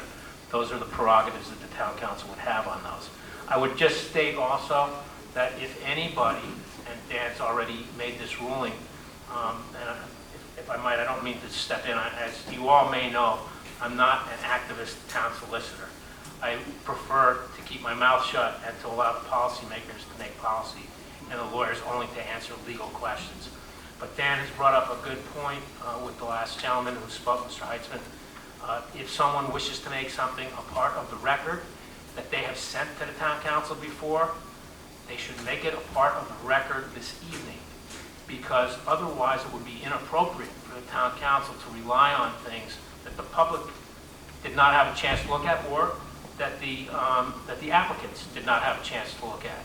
It's only fairness. It's the way meetings are run. So I counsel everyone, including the applicants, that if there's something that has been submitted that they wish this council to rely on in their decision, they should make it a part of the record. I hope that answers your question. Yes, thank you. Next is Hillary Bensonfeld. Did I get it right? Yeah, you got it. Hi, Hillary Fazenfeld, 10 Quail Hollow Drive in Exeter. I just have a list of questions. Exactly how many years will this particular operation be in existence? The lawyer last time, I believe, as I recall, he said that there were going to be 7 experts to speak regarding this entire thing at the meeting from August 11th, and there weren't even nearly that many. If marijuana is passed in the state of Rhode Island, what will that do to this grow operation? Will there be any loopholes that need to be addressed and so forth? Because I know it was a big concern last time about marijuana being grown. Why is it only tomatoes and not other items like cucumbers, zucchini, peppers? And would there be any type of small retail operation for the people of Exeter, such as the Sharpner's retail shop that was there? And this pilot program of where we're getting $240,000 a year for at least 10 years, where is that money going to, how is that going to benefit us as a town? Like, what will that money be used for? Is it going to the school? Is it going to have to support the infrastructure for the many 18-wheelers going in and out, and new lights and rotaries and all that sort of stuff? So how is that, what are we doing with that $240,000? Has that been addressed? And is it going to increase year after year after year, or is it according to, if their profits go up, do our monies increase too over time? And I'm all in support of farming. We can't live without them, obviously. I just find 3 stories to be really offensive. And, you know, is there a way possibly to, why do they have to be 3 stories? Why can't it be a lower profile and maybe 2 buildings, and somehow do it where it's not this giant structure? And maybe that would also help with the fire issue. If you could, you know, maybe compartmentalize it into, you know, 2 buildings instead of 1 massive building. Because again, 3 stories is huge, and I am also concerned about it glowing because it's 24 hours a day, and I know they keep talking blackout, but is it really going to be blacked out? Because 3 stories is pretty tall, and so forth. So that's it. Thank you. Thank you.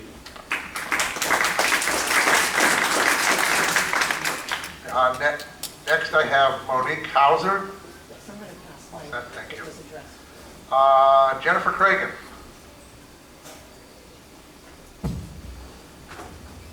Jennifer Cragen, 175 Stony Lane. I appreciate that we got a little more information today, but I still feel like the nuts and bolts of this project are largely unclear.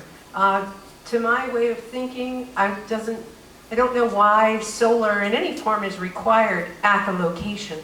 If it's a financial boon to the farming operation, why not put it in an area that's not prime agriculture? I don't know why those are tied together.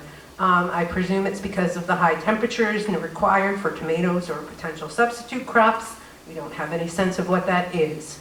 I do appreciate the sentiment that farmers and landowners should have self-determination, but in this situation, it's a request for a zoning change. So it's a community issue, and the community should get to speak on it.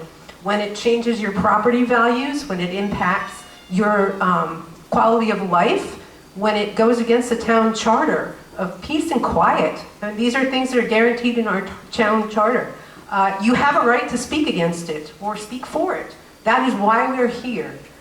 It seems that it doesn't need to be for and against. I think that there's the possibility for another solution to this. I don't know why it has to be bundled as excessive solar in a specific operation to save farmland. I don't know why there's not a smaller scale project, or perhaps this is the smallest scale project and it will soon grow bigger because there's more land available for it. I don't know about the dark sky compliance. I would like to point out to some people here who may not know, Exeter lies at the southernmost tip of the last green valley in New England that is dark at night, that supports the wildlife that people in Exeter enjoy or are afraid of, whatever your preference is. And Exeter is the tip of that. It's contiguous land that's dark at night. It's the Southern New England Heritage Forest. It's valuable land beyond residential or beyond farming. It's ecosystem level. And I agree that the valuation of land goes beyond best use, and that is why people are here. They're concerned and they have value, and they're invested in what farming means to Exeter and how it evolves. And I think that the idea that we have more jobs, that's great. But as I've read up on CEAs, there's a lot of robots and drones. I haven't seen any pesticide usage plan, the lack of water treatment in potentially polluted rainwater. There's a lot of environmental concerns that people have raised, and I will echo again. I raised them last time and I raised them again. Water quality, ecosystem health, water usage, backup plans, emergency infrastructure. I could go on, and I don't want to use my 3 minutes. I just want to say that I think that this project sits as a yes on or off, and I don't think that there's enough information to make that decision. And if I were to make that decision today and I were the town council, I would say no. Thank you very much.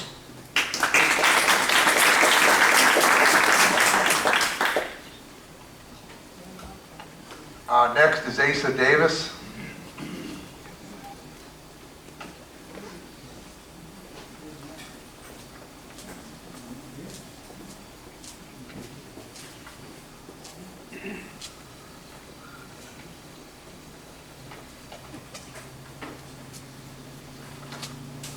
Asa Davis, 146 Beechwood Hill Trail, Exeter.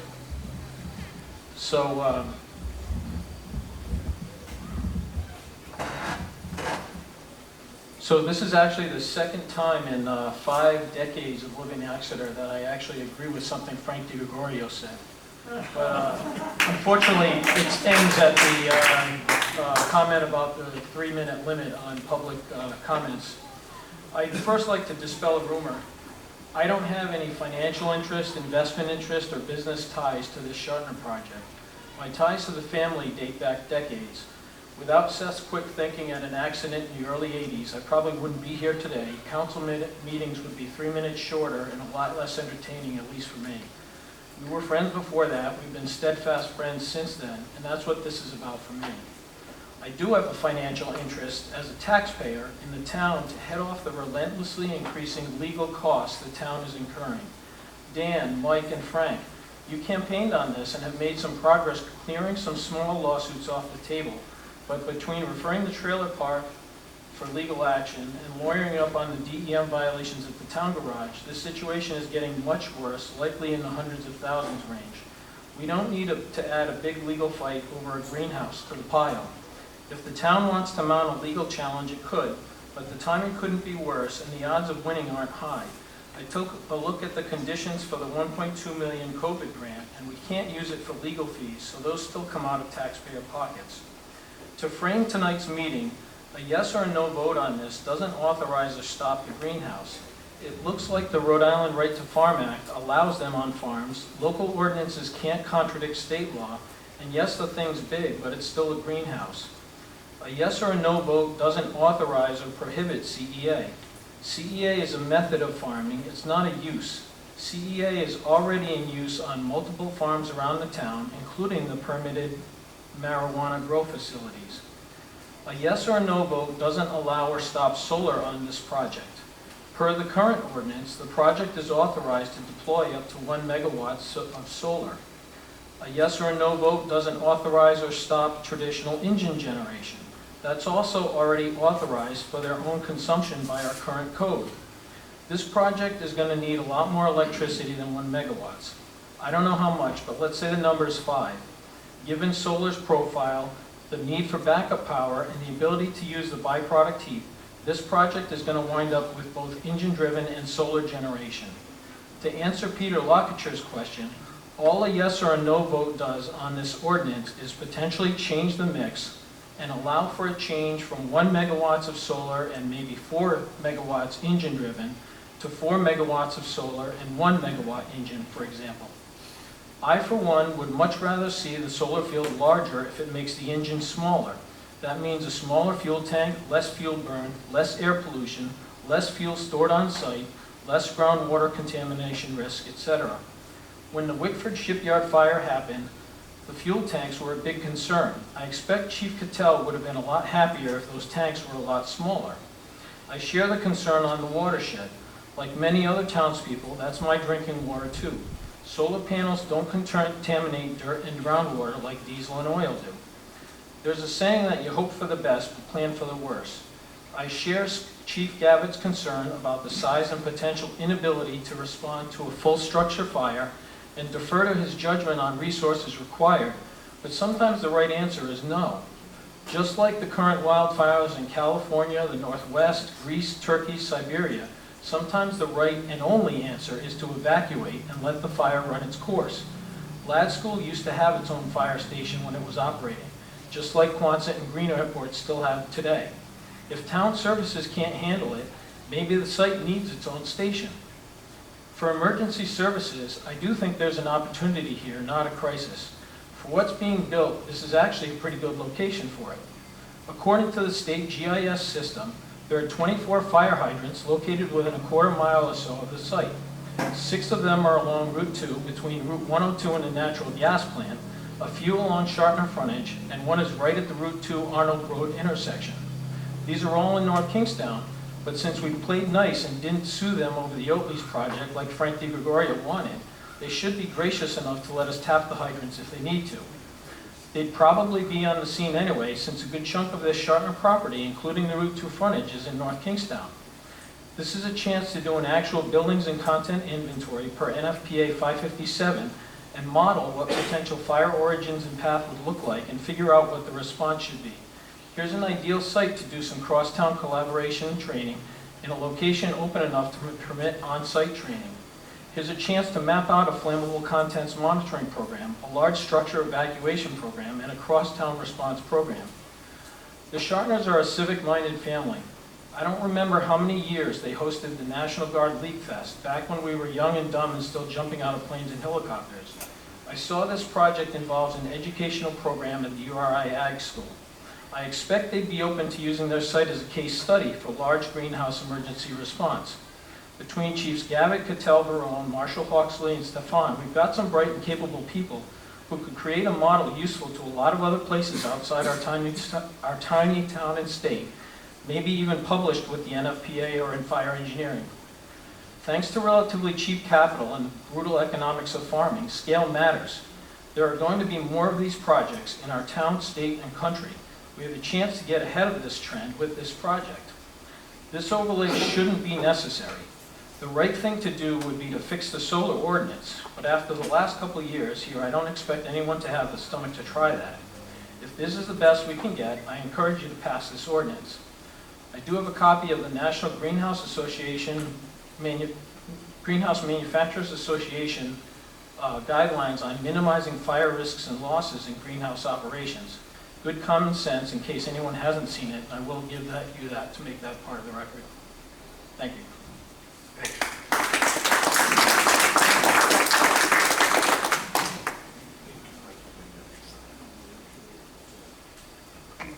Next is Patricia Lawrence.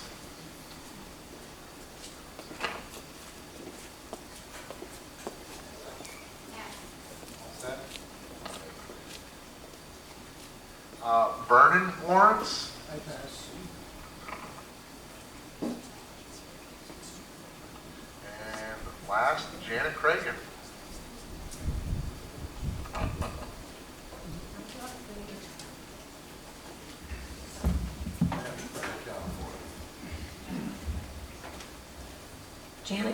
Janet Cragen, 310 Widow Suites Road, and this is my daughter that spoke earlier, and she pretty much covered everything. I have a question about the $240,000 that they are going to give to the town for 10 years. Is that because they're going to start paying taxes on the land for what it's really worth?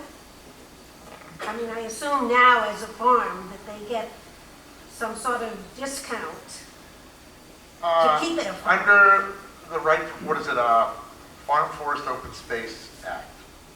Agricultural land is valued at different values depending on the crop that you grow. You're under the forest, I assume. But this is not going to be agricultural land anymore, not when you're building three-story buildings on it.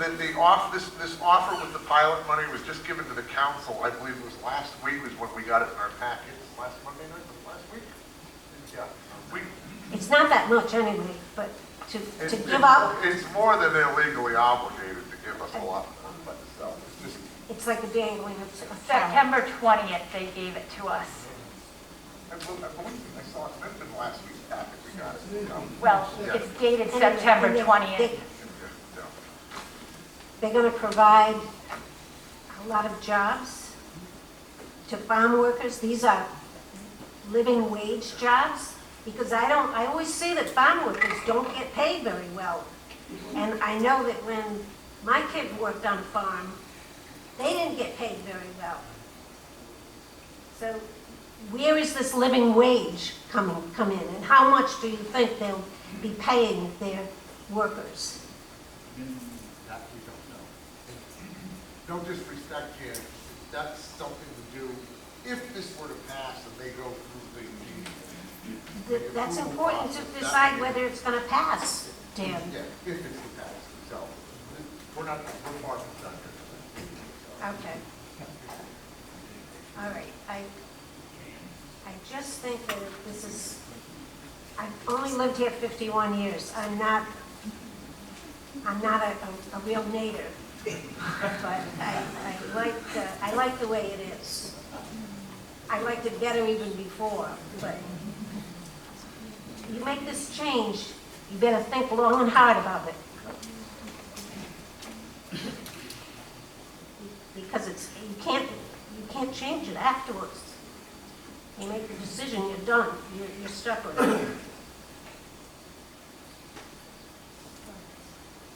Okay, I think that the people that have spoke here tonight are speaking to you. I hope you're all listening.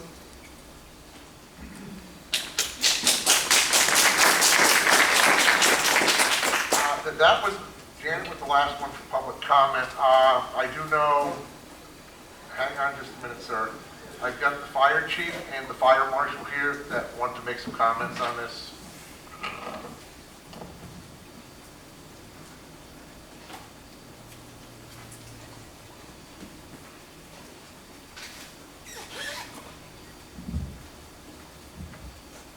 Scott Gavitt, Exeter Fire Chief, Exeter number 1. Thank you, Acer. I hope you run for chief next year. If they're going to get a fire department on the facility, that'd be great. I won't have to stand here and talk to you people. Acer can run it. That'd be awesome. Yes, there's water there. Yes, there's water on the property. You got to keep in mind, a large building like this is 350,000 gallons per minute. That's 240 engines I need to put that water on the fire. It's not, yeah, the water's there, but now we gotta get it from there, point A to point B. My recommendation to the council is capping the size of these buildings for the overlay of the whole town. I don't mean to single out Shotners. You guys are all talking about Shotners. I'm friends with the family. I'm not opposed to this. I'm opposed to the large buildings. We are getting up at 2 in the morning to try to figure out to put this out. If you sprinkle the whole building, that's great. That solves a lot of problems for me. Let's go that route. The water's there. You guys told me the water's there. So I'm looking to cap the size of the building. I'm looking to put that in the ordinance. Yes, they put in the ordinance that they would work with us. They seem to be. We did meet at Station 1. There was 3 of them there. They took some of our recommendations. Now what they put forth, that's great, but like I said, it still don't solve the size of the building problem. If they would do a 2-hour firewall, just compartment size, maybe we have a chance of rescuing somebody. Remember, this is what we do, we rescue people. I can't rescue somebody that's in a 25-acre building and try to find them. So that's my recommendation. I have a copy here to make sure it gets in your minutes. Yep. And I entertain any questions you guys ask of me. Like I said, I'm not opposed to this. This is an excellent idea, I believe. But cap the size of the building, 2-hour firewall. My fire marshal's here. If you have any questions on codes or anything like that, she'll follow up. Sue, do you have any comment to make, Sue? Or Scott pretty much get it for you? Dan, could I just ask Scott, and this is only to clarify once again for the hearing, the record tonight. I know you've met, and I appreciate that there seems to be a cooperative spirit on this current Chartner project, which what we seem to be focused on, but I hear what you've said about what you'd like to see written in this ordinance itself, or any other initiatives, any other structures that may eventually come forward. I mean, we know one's underway. We've already been told tonight that hopefully others will ensue throughout the town. My understanding is you want some language in this district, overlay district piece that will deal with what you're recommending. That's what you've just asked. Am I right? Yes. Yeah. And I know my point is that specifically the Chartner project has met with you, and this is good. And if the town receives some specificity, I think that's a really good thing. Well, we couldn't agree upon a size because they've already got 25 acres going, and that's the smallest that they can do, I understand. But a 2-hour firewall segregating sections of this building would be tremendous help. Well, but you speak to that, and these recommendations that you make to make part of this ordinance for any other, not just what we're talking about here tonight and the Charters, but any other buildings that might. Well, I do know the town has an ordinance for retail. I think you're at 40,000 square feet for retail. Why can't the town come up with an ordinance, Right, with but that? this is that overlay, specific use of solar.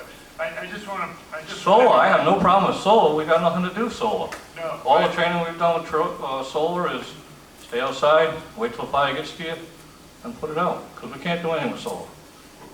So I have no problem with solar. I know, but the overlay district is here in front of us so that solar can be applied to that project, which, by the way, we've heard before, doesn't need permitting to begin with. We've heard that tonight, so that's why I just wanted to make sure people understand you've made recommendations here for us that you feel should be incorporated in this 4th page. Correct. And I appreciate Like I said, 2-hour firewall, if you're going that big, section and size, but I mean, that'd be something that they'd have to come up with. them or anybody that's going to build. Or anybody else that might go forward. That's what we're addressing tonight, is just not this, but anything else that may come forward. By all means, please get a department over there. That'd be great. You don't have to talk to me. Thank you. Okay. I got your name written down on my folder. Professor, is it Kosh? Kausch. Kausch. Okay.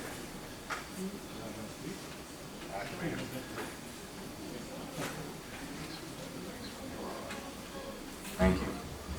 You have to state your name and your address for Ron. So. My name's Albert Kausch. I'm a professor at the University of Rhode Island. I actually live in Charlestown. Sorry, I got going. Yeah, so I'm a plant biologist.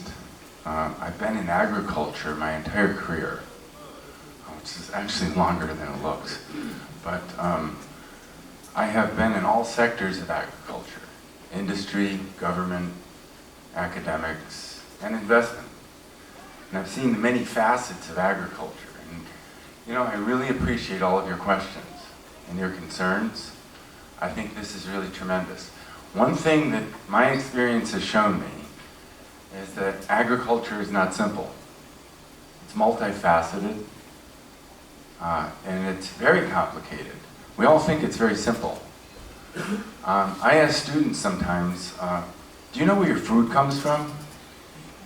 And their answer, believe this or not, can oftentimes be the grocery store. I mean, really? We don't know where our food comes from. Really. And we don't know how important this is now.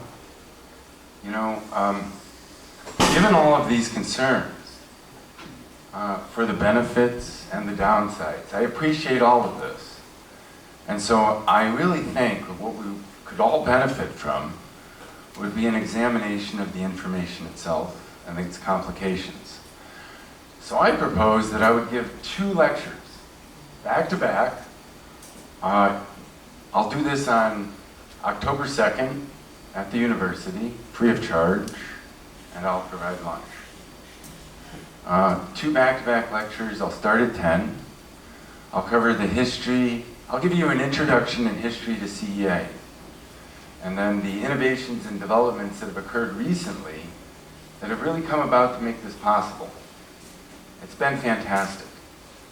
It's a little bit like landing on the moon, quite frankly, and I think we could almost celebrate it as such. Listen, you guys, we're all in a jam. There's only 4% of arable land left in this country. You might think there's a lot of land, yeah, but you can't grow anything there. Have you seen images lately of Lake Powell and Lake Mead? They're at historic lows, and they might not recover. You understand, of course, that LA would not exist without the Colorado River. And you can still see pictures of guys watering their lawns in Las Vegas with the Colorado River. 26% of your fruits and vegetables come from Salinas. That's Colorado River water, right? What are you going to do?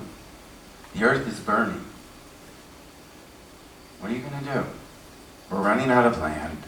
We're running out of water. We're running out of resources. I would suggest all of these comments and concerns are very interesting.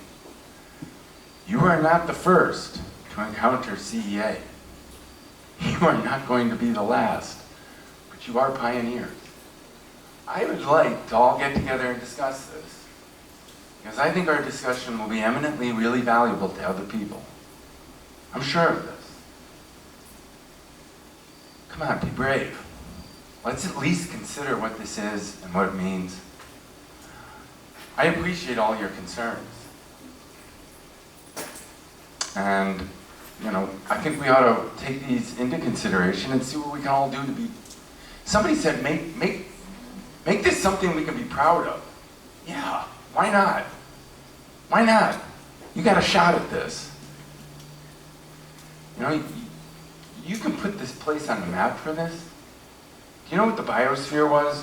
You know, it was this bold experiment out in Arizona where they wanted to make a totally sustainable environment, that they could put people in there, and it would be 100% sustainable. Great idea. Didn't work. Didn't work. And I'm sorry, it can be long-winded, us professors, you know. You have an offer to do a lecture, to educate the public on this issue? Yeah, I think inform the debate, and then we'll have a workshop with the emphasis on work. And I like all of these comments, and I think publishing these comments would be a great idea and benefit forward. For those interested, how do we contact you for this? Or how do you contact us? I think, you know, I just thought of Point this. of order. Are you still on the board of Rhode Island Roads? I've got a web page with you. As chief science. I don't, you know, yeah. I just want to know. I don't know. I don't know, sir. I don't know. I really don't know. I understand. You know what? I would be happy to discuss that with you if you come to my lecture, and I'll give you lunch. Come on. You know, I think the value of this discussion would be important. I know. Thank you. I'm gonna give this anyway, but you come or Doc, not. send us some correspondence, maybe we can set something up for where the public can do something. So, thank you. I guess now the question goes to the council. Anybody have any questions for anybody that's spoken?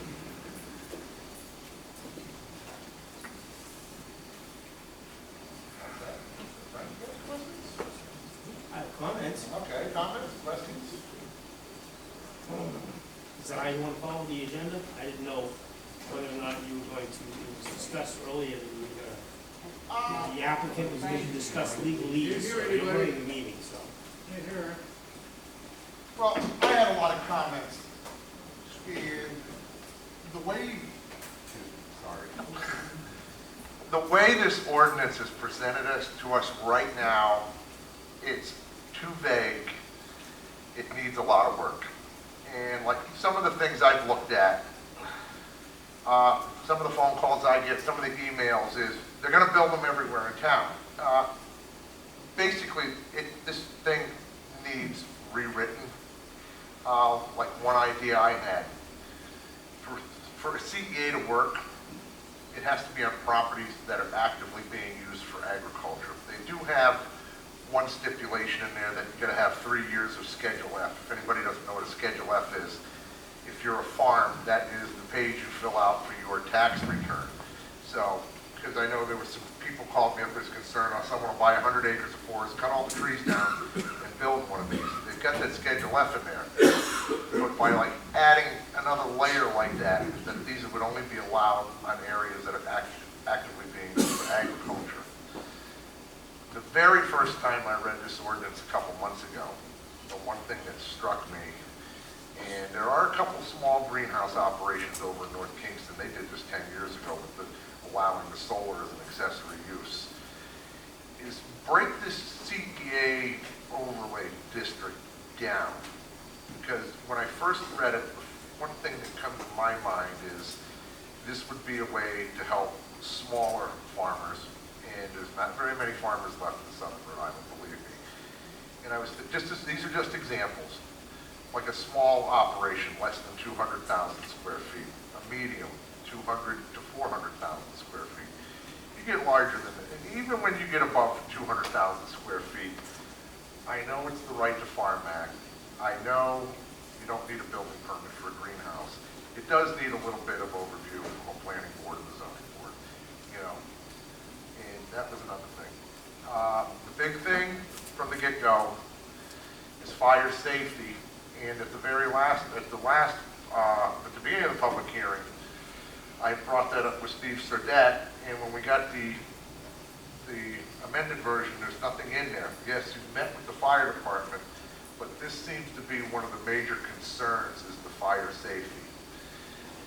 The other issue we're having in the town, you don't need a building permit, I said that, but there's accessory buildings here. Electrical, mechanical, HVAC, stuff like that, you do need to get a permit, in my opinion. I mean, on my farm, we built a small greenhouse as an accessory to a retail operation. It was inspected when I built that. That was 2005 when I did it. So, and that's some of my comments on it. So, yeah. Anybody else have any comments? Well, Dan, you mean any of us? Well, then what I'd like to say, Dan, is that I agree to some extent, not about almost 100% with what you're saying, which is unusual. But my concern again is that the writing this ordinance, I think, needs to be more specific. As what you're saying, I think when we've been told that this particular project has presented the town with a pilot program, I understand what that is, but I think that's an option that is acceptable versus a taxation issue, because we know greenhouses aren't supposed to be taxed. Then I think there should be a component of a pilot, or if that's an option versus taxation, that's written into this overlay so that if other initiatives come forward, and they've already identified, as you know, several other farms where this is a real potential, and it's a very good possibility that can be applied elsewhere. But I think there should be then that part written into this, and not specifically about the Shartner project. I appreciate we've been given that, but that Shartner project specificity doesn't belong in this overlay district, in my opinion. And something like that could go along with Dan's small, medium, and large wording. Like, when I first read the ordinance, the first thing that come to mind was small words. But it means a lot of work. It makes it work. I have a statement, I guess. Kind of reiterates what I said at the last meeting. I think a lot of this is not about the ordinance, but it's about the project. It's very upsetting to see this thing going up without permitting from the town. There is process that you guys are ignoring. And you claim you have reasons, but we haven't seen them. We've asked for them. We haven't gotten them. Pushy, arrogant. It's not the way you want to go about this. It's not. People are against it in part because of that. You've got to follow the process. It's disrespectful to the town and to the people.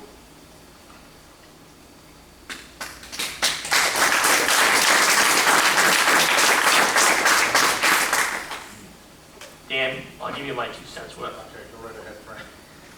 So, I think Mike stole some of my thunder as well as some of the other people in the audience. I was really enlightened by a lot of the commentary and testimony that we heard tonight, especially from Janet Cragen.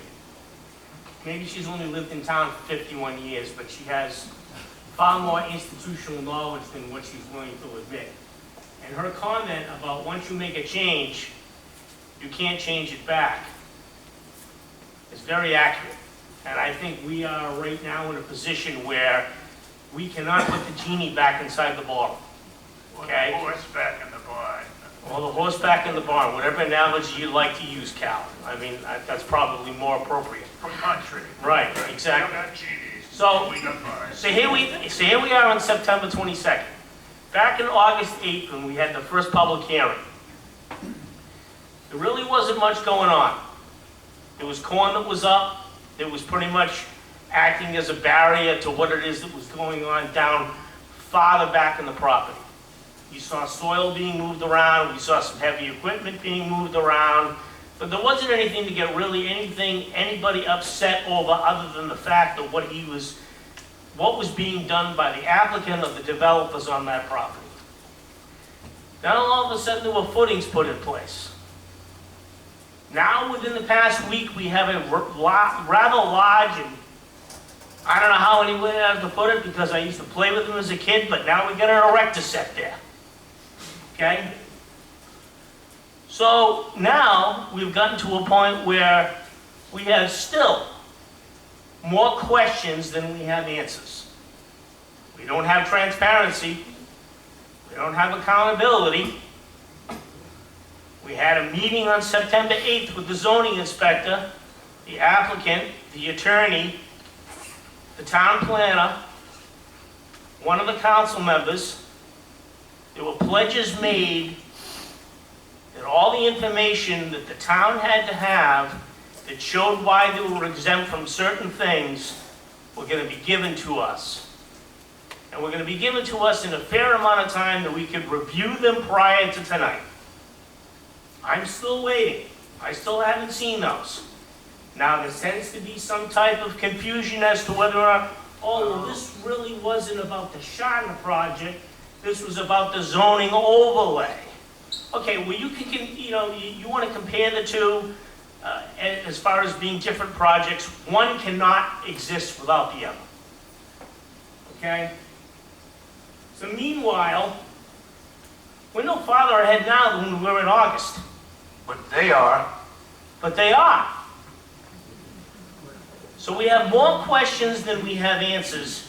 And right now, the citizens, the concerned constituents, and the town council are being made fools of.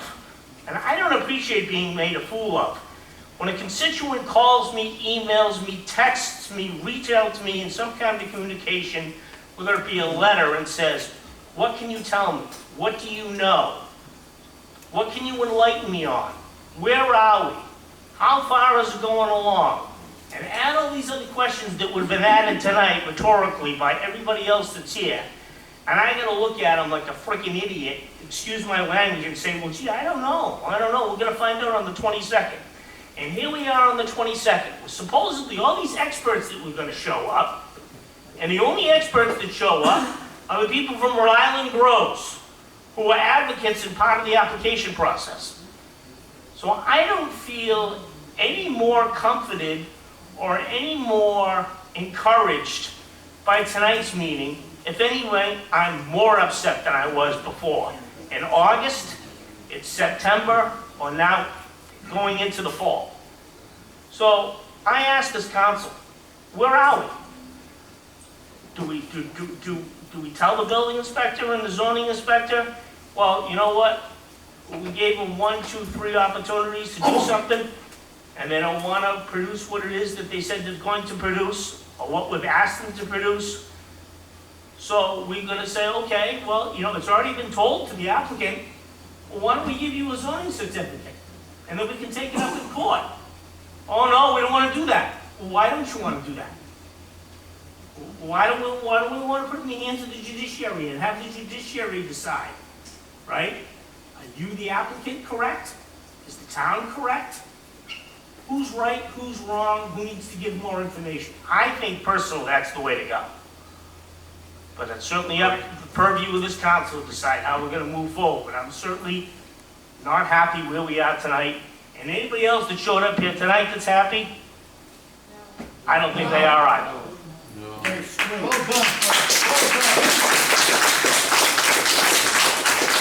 But I don't think that we're against the project per se. It's the fact that they're avoiding the process and they're building without permits. That's the biggest problem that I have. And I think we should vote on this. Well, if I may, Mr. President, all right? Another issue that was brought up by Ms. Stamp tonight, which I think was a valid concern, okay? The majority of these people in this room love agriculture. That's why they live in Exeter, okay? I studied plant sciences at URI, okay? I grew up in a town, I'm not a Rhode Island native, but I grew up in a town that had 15 dairy farms in it. I go back there now, there isn't one, okay? I was a big advocate of the Farm Bureau when I was in the state senate. I sat on the Agriculture and Environment Committee. I love agriculture. I think it's great. But this is not an issue as to whether or not we want agriculture or we don't want agriculture. This is an issue of process versus agriculture, okay? And we are not following process here like we should. I think everybody loves agriculture. Nobody wants to eat a tomato that isn't grown locally or grown in North America. I certainly don't. All right? But when it comes down to the point where somebody doesn't follow the letter of the law like they're supposed to, and they're expected to like everybody else does, and all of a sudden as well, it's an agriculture problem. No, it's not an agriculture problem. And we're pitting process against agriculture, which is the major problem here. All right? I think most of the people in town and in this meeting tonight support the concept. I think it's a great concept. But if you don't follow the letter of the law, which is set up to be able to protect the applicant, protect the constituent, and protect the town, then essentially you're just throwing that right out the window. And that's what it's come down to. Now we're fighting against those two things when we shouldn't be. That's it. Thank you. Mr. Chairman, if I may very briefly, and I know Mr. Shartner would like to respond as well as a couple others. We believe we are complying with process. While it may not be the process that is traditionally used for structures, that is traditionally undergone in the municipal process, we are in compliance with all Right to Farm Act requirements. We're in compliance with all state regulations. what I'm hearing from the council is a frustration with the ordinance itself and a desire to vet it out and to go through it in greater detail. We've been in front of boards and speaking with your planner for greater than 3 years. We've gone through 2 separate planners. The former planner revamped this ordinance and laid out its current numbering process. I went through that in detail with her. We then transitioned planners. It may be appropriate to set a workshop meeting where we can go through in greater detail the concerns that Councilor Ellis has laid out, the concerns regarding process, and the concerns regarding only allowing this on existing agricultural lands and how to go about defining that. If the specifics and the language of the ordinance are the problem, then a workshop meeting is the appropriate place to vet that out and to bring it into compliance. Because the planning board asked for that long ago, and you said no, and pushed it through. And so then the time clock started. I respect, That is absolutely true, because I was there and I heard you say no. So please do not call me a liar. So, is it okay if I just say something? Okay. Yeah, is it okay if I just say, is it okay with the council? If you read my report, I tried to stick just to the ordinance. I'm sorry, Ed Pimentel, I apologize. I tried to get away from a specific project because I think the ordinance is important. I think a lot of the council people have said this. And I don't want to get into the weeds of the specific project because I think the greater picture may be lost here. If we could bifurcate this maybe, and if we could get the workshops going for the ordinance, no matter how you want to handle it, take it back to the planning board, go to the council. I hate to see a good product get lost in the weeds when it could be something that could benefit agriculture. It could be a model for other communities too. And I understand the frustration. I mean, you say you don't want to get lost in the weeds, but do you have a zoning permit? Do you have a building permit? Has it been through planning? Answer those questions. There's 3 questions there. Do you have those 3 things from us?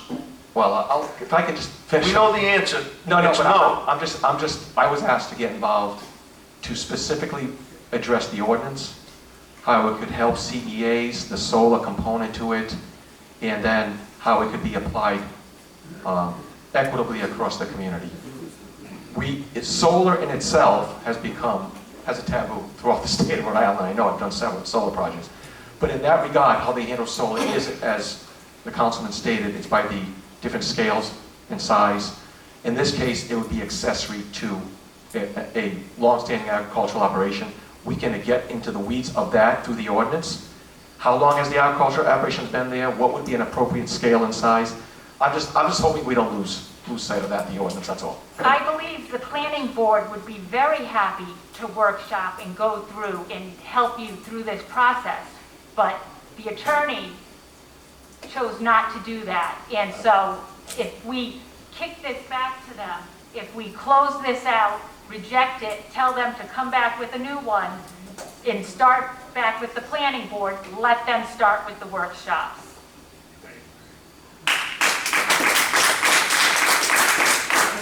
Meanwhile, keep building it? I'm Tim Sharp. No, not keep building it. Okay, I want to apologize if I've given you any indication that we're doing, I didn't know. And I want to tell you something, and I want everybody to understand.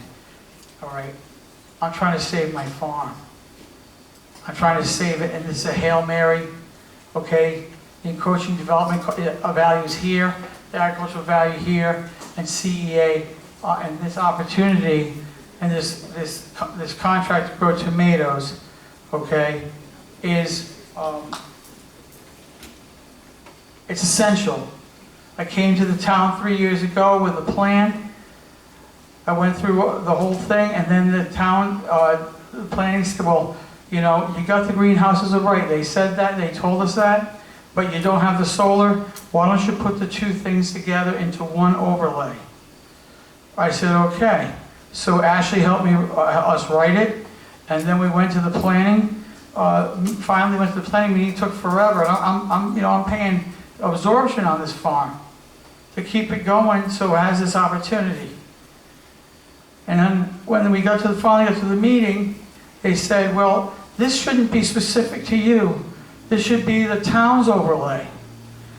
So we said, okay, so we rescinded that, now it's the town's overlay. So we contributed, but it was Ashley and Scott. He says that's not true. Scott was behind it and it's with her because I know that because our attorneys, Ashley works for our attorney at times as a planner. And the point is that I never meant to disrespect anybody. I was told that we have the greenhouse as a right. I was told by it over and over and over again, and it was the solar was my issue. We went through the moratorium, we went through all this stuff, the time, and months and months and months. And I fought tooth and nail to keep this thing going. And then all of a sudden, it was like, okay, so I have to start the greenhouse because the damn steel's going to be 3 times. It's going to blow the whole thing out. Now this greenhouse is not 3 stories. I can't even get a 2nd story mezzanine in it. It's 28 feet, not even as tall as the stand peak was before it burned. So I understand a lot of people think, well, why don't you do it somewhere at the Quonset Point? Well, the field isn't in Quonset Point. I need the field. It's a biome. I need, right, we're using predatory species to use organic methods.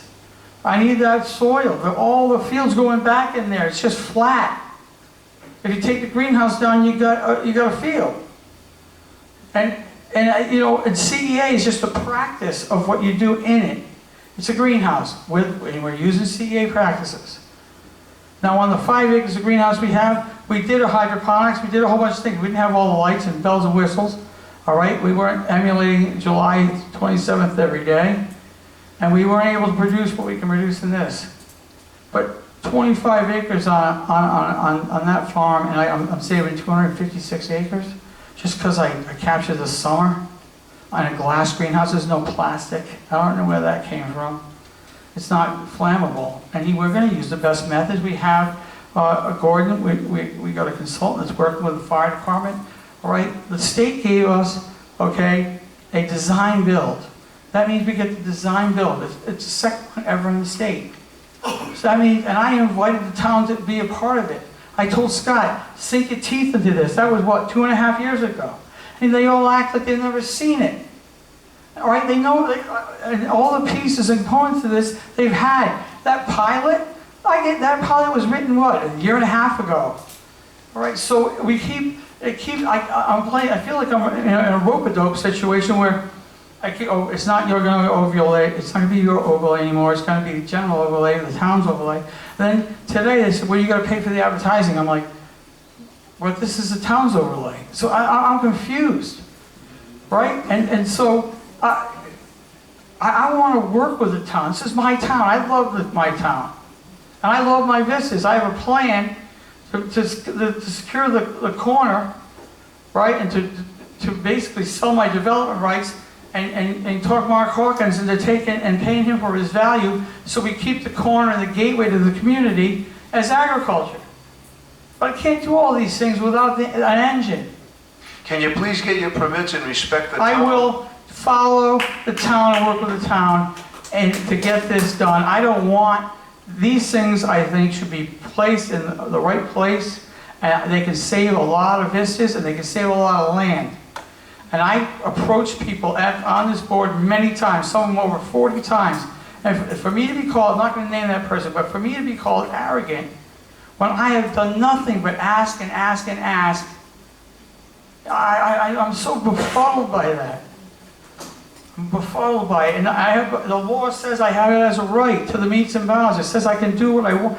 I can farm and I can agriculture. I can build a greenhouse. This is a greenhouse. It can't go to Quonset. I need a field in there. All right? This is not... Why do you need the field? I honestly don't understand. Okay, because I'll tell you why. There's greenhouses, I agree, they're on, you can put them on anything. You put them on a rooftop. But this one, okay, it's a biome. All right, there's soils underneath. First of all, there's only like 7 cultivars, 7 things that can grow in there hydroponically. All right, and over in Holland, the majority of stuff, there's like 150 things you can grow in here because you run bed shapers in the ground in there, and you grow right in the ground. Okay, so this is a farm. I'm still farming on that field. It's just under glass. And I'm not going to grow marijuana because I don't like it. I don't want it. And I understand that someone could, but that's not the Shartner brand. I'm not into pharmaceuticals. I'm into food. And we grow actually 1.6% of what we consume in this state. And we've gotten complacent. We don't, we seem not to mind it. But it's a problem. Excuse me, Tim, could you please try to address again why you need the soil? The soil is because we're twofold. One, because what we're trying to do in that soil is keep microbiome, bacteria. It's bacteria and microorganisms and everything. You're using predatory species to go after like white fly, spider mites, all that type of thing, right? So it's a biome. It's a field. But also, what if after this contract's done, we want to grow something in the ground, right? What if the next cultivar that's going to be the hot thing grows in the ground? You run this bed shapers, you run right in the greenhouse. I can show you pictures, and you grow in this ground. There's a lot more you grow in the ground than you do hydroponically. It's just that right now, hydroponic tomatoes, all right, what they call your cash on cash, it's going to pay for this greenhouse so we own the means to produce the fastest. That's why we took this contract. It's 100% offtake of the greenhouse because we couldn't afford to do this and to get into this level of farming. Now, it's not for every type of thing. We still need field crops, potatoes, and all the other corn, all the other things you don't grow in a greenhouse. So this also fortifies, okay, and saves all that land. I got all the 14 houses that are there in the front, all going back to farmland. All right, we got a vista setback of 500 plus feet on the entirety of the greenhouse is 800. All right, we've set it down. We got to go through. You got to get the permits. You got to go through the process. Okay, that's what you got to do. I understand, but this overlay. So when we did this overlay puts me into the process, right? Now I was told we had the greenhouses right, but the overlay, the solar, and everything, we don't. But I still need the solar, so I still have to go through the process. But if I don't have the greenhouses right, and you say all the laws and the state's wrong, and the federal government's wrong, that somehow the ordinance or somehow supersedes the law, which is a thing called the master plan, the comprehensive plan. If somehow the comprehensive plan, I don't know what the comprehensive plan is. That an ordinance? It's not statute or law, because I know an ordinance can't supersede statute and it can't supersede law. So, but there was never an issue with this until the last last month, where all of a sudden I was told I need to see Hal. Okay, and all of a sudden, 2 weeks ago I have to come see Hal. I'm like, why? We're doing the same thing we were doing. We're farming on the property. But you were being told the whole time. You were being told multiple times you needed permits, and you're saying you're acting like we were told we don't need a permit, and we were told that previous to you.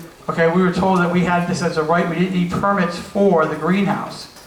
Now, that we have a letter from the building commissioner and from the Ken Ayers, okay, the state, okay, that says we don't need permits. We don't need permits. I haven't seen that. I've seen a letter that's no date on it, and he's not a commissioner anymore. I also have something in front of me from July 5th, 2021. The state building commissioner, James Cambio, agrees with the town of Exeter that this proposed structure does indeed require a building permit. Okay, but I didn't get, yes, but then after that, the town sent us, we got a letter from the town, did we not? Where are you? We got a letter from the town agreeing that we had this as a right. Okay, now that I haven't seen, but we got a letter from the town agreeing with the original, Mr. Layden, that we didn't need a permit for the greenhouse. But I don't know when that was. We don't split hairs. There's no date on that. He's not in the commission anymore. I understand, but at the time, he was the law, and we're following the law. There hasn't been a change in the law. So all I'm saying is, you want me to follow, and you want, there's a design build going on, if I invite the town into it, and if you want me to comply with this ordinance, and then work through this, and help get this ordinance tighter, all right? I was under the impression that this is the town's ordinance, and I'm hearing now it's mine. I thought it was an overlay for the town. I will work with the town, and I want to work with the town. I have I think a great plan, and I think we could do a lot of things well together. And I feel like we were rebuffed by the town in a lot of ways because, and we have, you know, you should have seen our planning meetings, which you have the video of. They wouldn't even, it was just, it wasn't helping us in any way. They asked a question, the town council asked a question about the solar. They weren't asking a question about the greenhouse because we had the greenhouse as a right. That's what it, you know, and all of a sudden, they, instead of answering the question to them about the solar, they decided to, you know, go out and say, you know, it's not in compliance with, the greenhouse itself is not compliant. So we weren't even asking about the greenhouse.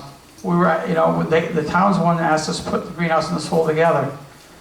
I don't want to be destroyed here because I'm on fumes trying to get this thing done because of the pandemic and because of all the things that have gone on. But I do have, and I'm not arrogant, if you understand this thing and what it's going to do for our people, all right, and the type of jobs, they're going to get gainful employment, and gainful employment means a lot. They're also going to get, they're going to be able to get pieces of and profit sharing and things that agricultural workers have never gotten. And we're breaking the status quo on how they're going to get educated. The university is putting together a curriculum collaboratively with other universities. It is what is going on and what the benefits are to the town and to the community are game changing. And for us, Mrs. Shana, excuse yeah. me. Madam Clerk, do we have a bottle of water for Mr. Shana? Have him take a breath. Thank you. Just 1 minute, Mr. Shana. Thank you. Mr. President, to answer Councilman LaFave's question, if we recall, we look back into the minutes of the meeting on August 8th, excuse me, the 11th, thank you, Cal. Whatever, thank you.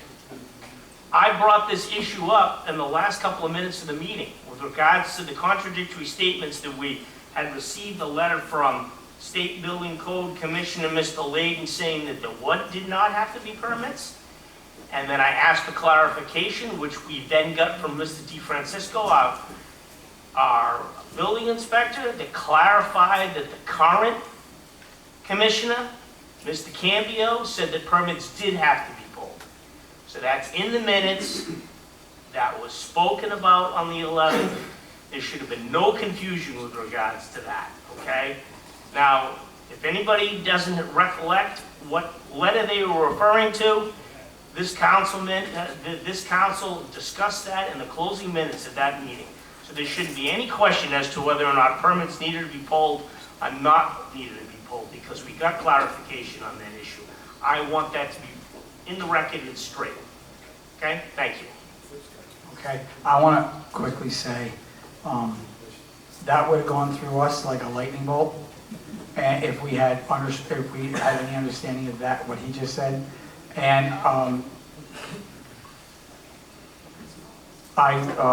you know, that's not what I know.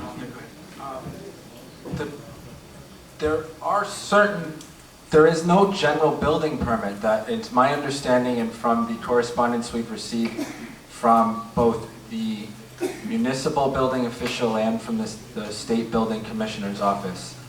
We provide them with that copy of the letters? Look at this. Okay, Mr. President, go right ahead. Give it back. First speech. Additionally, I believe since this time, Permits for your mechanical, And your I- electrical, everything that Most goes certainly. along with that. most certainly, Ms. DeFrancesco, we need those. Where are Those are not pulled at this time until we have plans to submit, nor are we constructing anything that we would require any of those permits for yet. I appreciate that that's actually what I was exactly going to say is we acknowledge that we do need certain municipal permits, and when it is appropriate as part of this process, we will apply for those. Nothing that those are covered under has been constructed on the site in any way.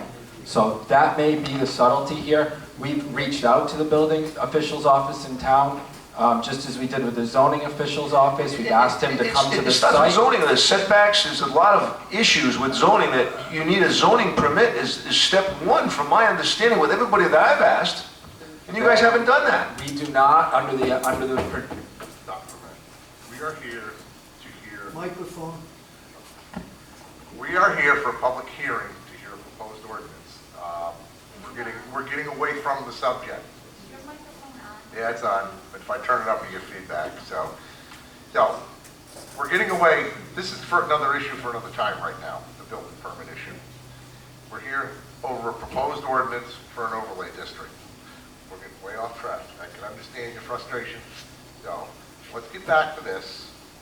So if you have any comment on the proposed ordinance. I would, again, going back to that, based upon the fact that it seems as if most of the council members have suggested that they believe that the concept is appropriate or has benefit, I don't mean to put words in anyone's mouth, but that there needs to be more vetting out, changes to the ordinance, language changes, that's what we approach in some form of workshop meeting, where we can have more of an exchange and changing of those ordinances on the fly, and then the opportunity for the public to vet them out.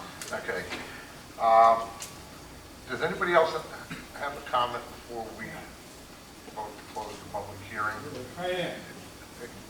I'm talking to the council, Bill. I'll take one quick question from you. Stand up and state your name for the record. I'll take one quick question, Bill. Bill Haas, Rhode, 1581 Rhode Road, Exeter. We're here to discuss a zoning ordinance amendment. Last meeting we had, there were several things that brought up, marijuana just for one, and they told us they were going to give us a revised ordinance. And I picked this up on the table this morning. Does anybody here know what the wording of the current ordinance that we're discussing? The only change is they added one sentence, no marijuana cultivation is allowed. Well, I mean, I think, well, you say that, but I mean, I would like to read what we're discussing. And you have it, but I don't, and I don't think anybody else here does either.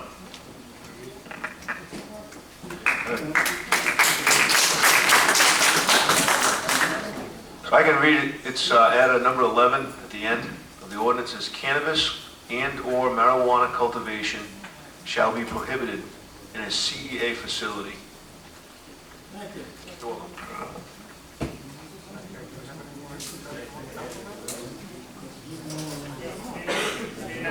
Dan, just for the record, there was one other minimal change in what we were given, and that's to what Bill has just referred to. And the page just prior to that, you'll see that the 365 days has been removed, and I understand that would allow, who wouldn't cut things down if more time was necessary. I assume that's the reason that that 365 days piece was eliminated. Am I right? I don't have a problem with it disappearing. I thought that must have been a housekeeping issue that you recommended, or someone recommended, because 365 is missing from what you've submitted to us as a change. I'm just saying that for the record, that's all, because Dan, the big part was what you spoke to. There was one other piece when I looked word for word to see what changes were made. I was able to do that, and I found the addition at the end plus the elimination of 365. Are you doubting what I'm saying? I don't know where you're getting the inference that I'm doubting what you're saying. I wanted to just clarify that for the record, tonight we made these changes. We submitted a number of documents. We submitted a planner's report for the record. We've submitted an overlay ordinance with development plan review design criteria associated with that. And we have additionally submitted a pilot program here this evening. There was some confusion last time about what had to go first and why.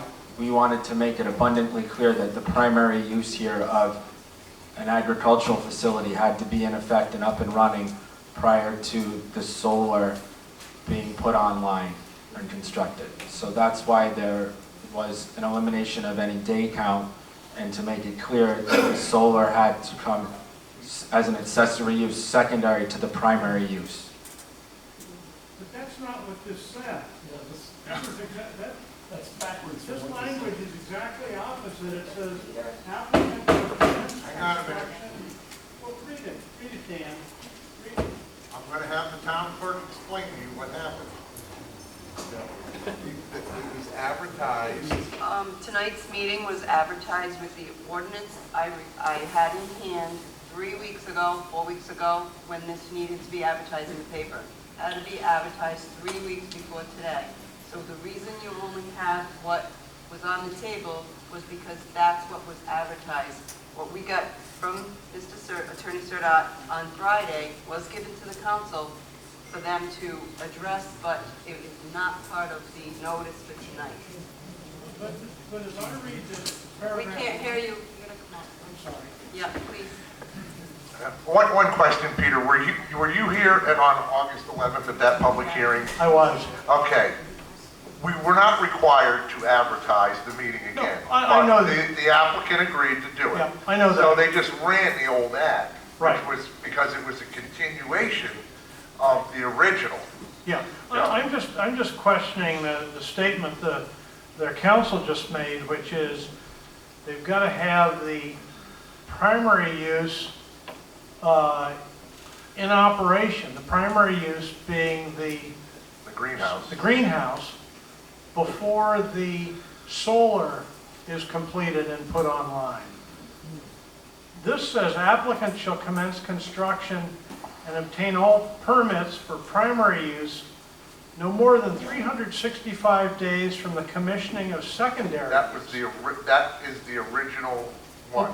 So that's been... What they gave us the other day, that's been taken out. Okay. Okay. Well, it would That have was been, one of the would have things been I nice beat if out they the brought last- copies for everybody. I Yeah. think. Thank you. We don't know what we're talking about. We need current documents. You done?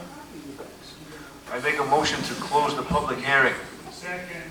All in favor? Aye. Second, aye. I'm going to make a motion. And,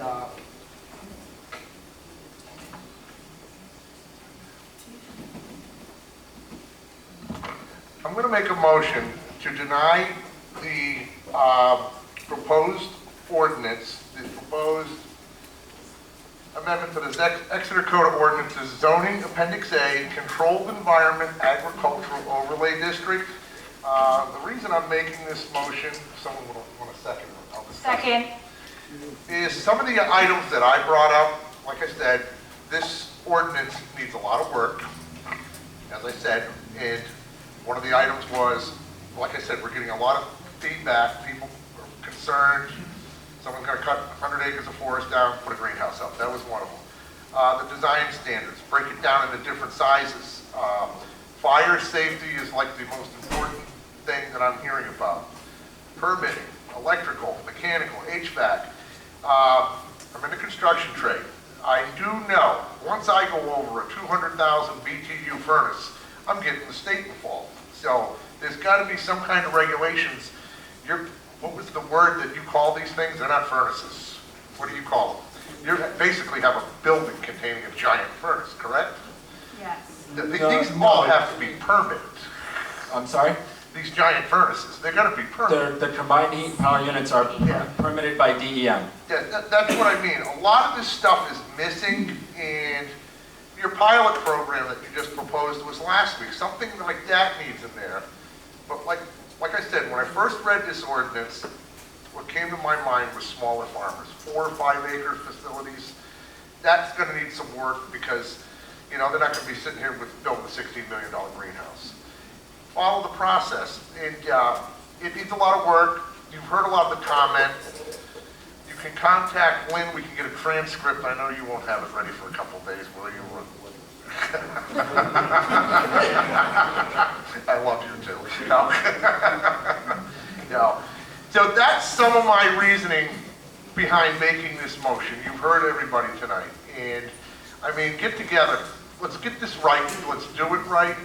Call Bill, work with Bill, ask Bill questions. So that's my motion. I think it has been seconded, and I would have, and yeah, please, and I would have seconded it as well, because another concern that I have is to define agriculture. Must that be edible? Isn't that something that grows? Can a hayfield be converted to one of these facilities? I don't know the answer. Or can a Christmas tree farm, it's a farm, something's growing, can that be converted? And if it can, all well and good. But that conversion ought to be governed by some sort of directive ordinance amendment, which is exactly, I think, what you're speaking to, Dan. Well, I just I had had other this concerns. discussion with Mike this afternoon because I travel to New England, and for one example, it's up in New Hampshire. They've got 27 acres between 2 buildings, and they grow ornamentals and proven winners. The name brand you see, that, and one thing down here they would go ballistic is he's heating that whole thing with it's called biomass. They're burning wood chips, so that would really get the people nervous around here. Yeah, and I was telling Mike of another one that I know of in Massachusetts. It's 4 acres. It's all cut flowers, so it needs some work. It needs a lot of work, Steve. So yeah. And I'm not opposed to the concept, but I think, as I said, there needs to be more definition. What grows? The current thing in front of us is just can't work. And because there's no clear answer about the permit or not permit, do we issue a cease and desist? That has nothing to do with this hearing right now. That would be another issue, so, yeah. Yeah, that's my motion. Someone seconded. Any more discussion? All in favor? Aye. Aye. Opposed? May I ask that the clerk poll the council, please, for the vote for the record? Ian Patterson, Aye. Michael Page, Aye. Hal Ellis, Aye. Lydia DeFrancisco, Aye. and Frank Marr. Aye.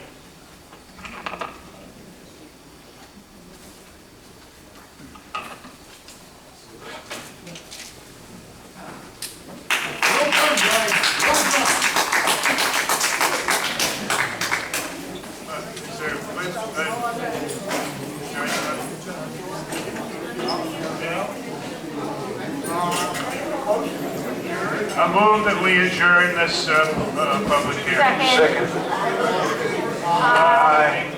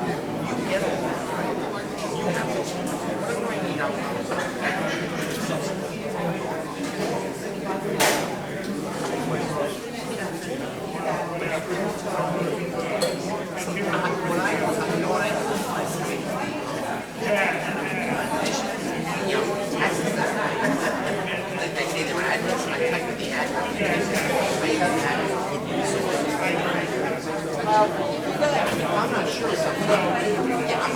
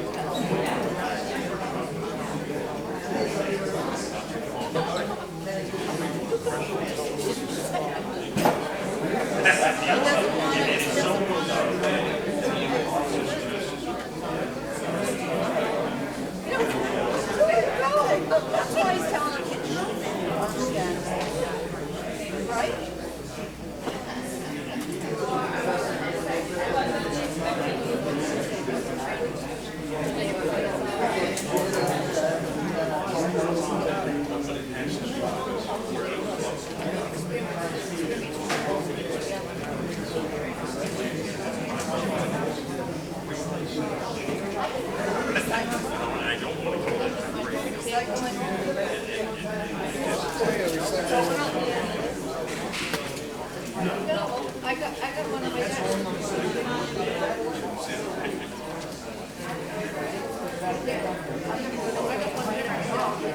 First job.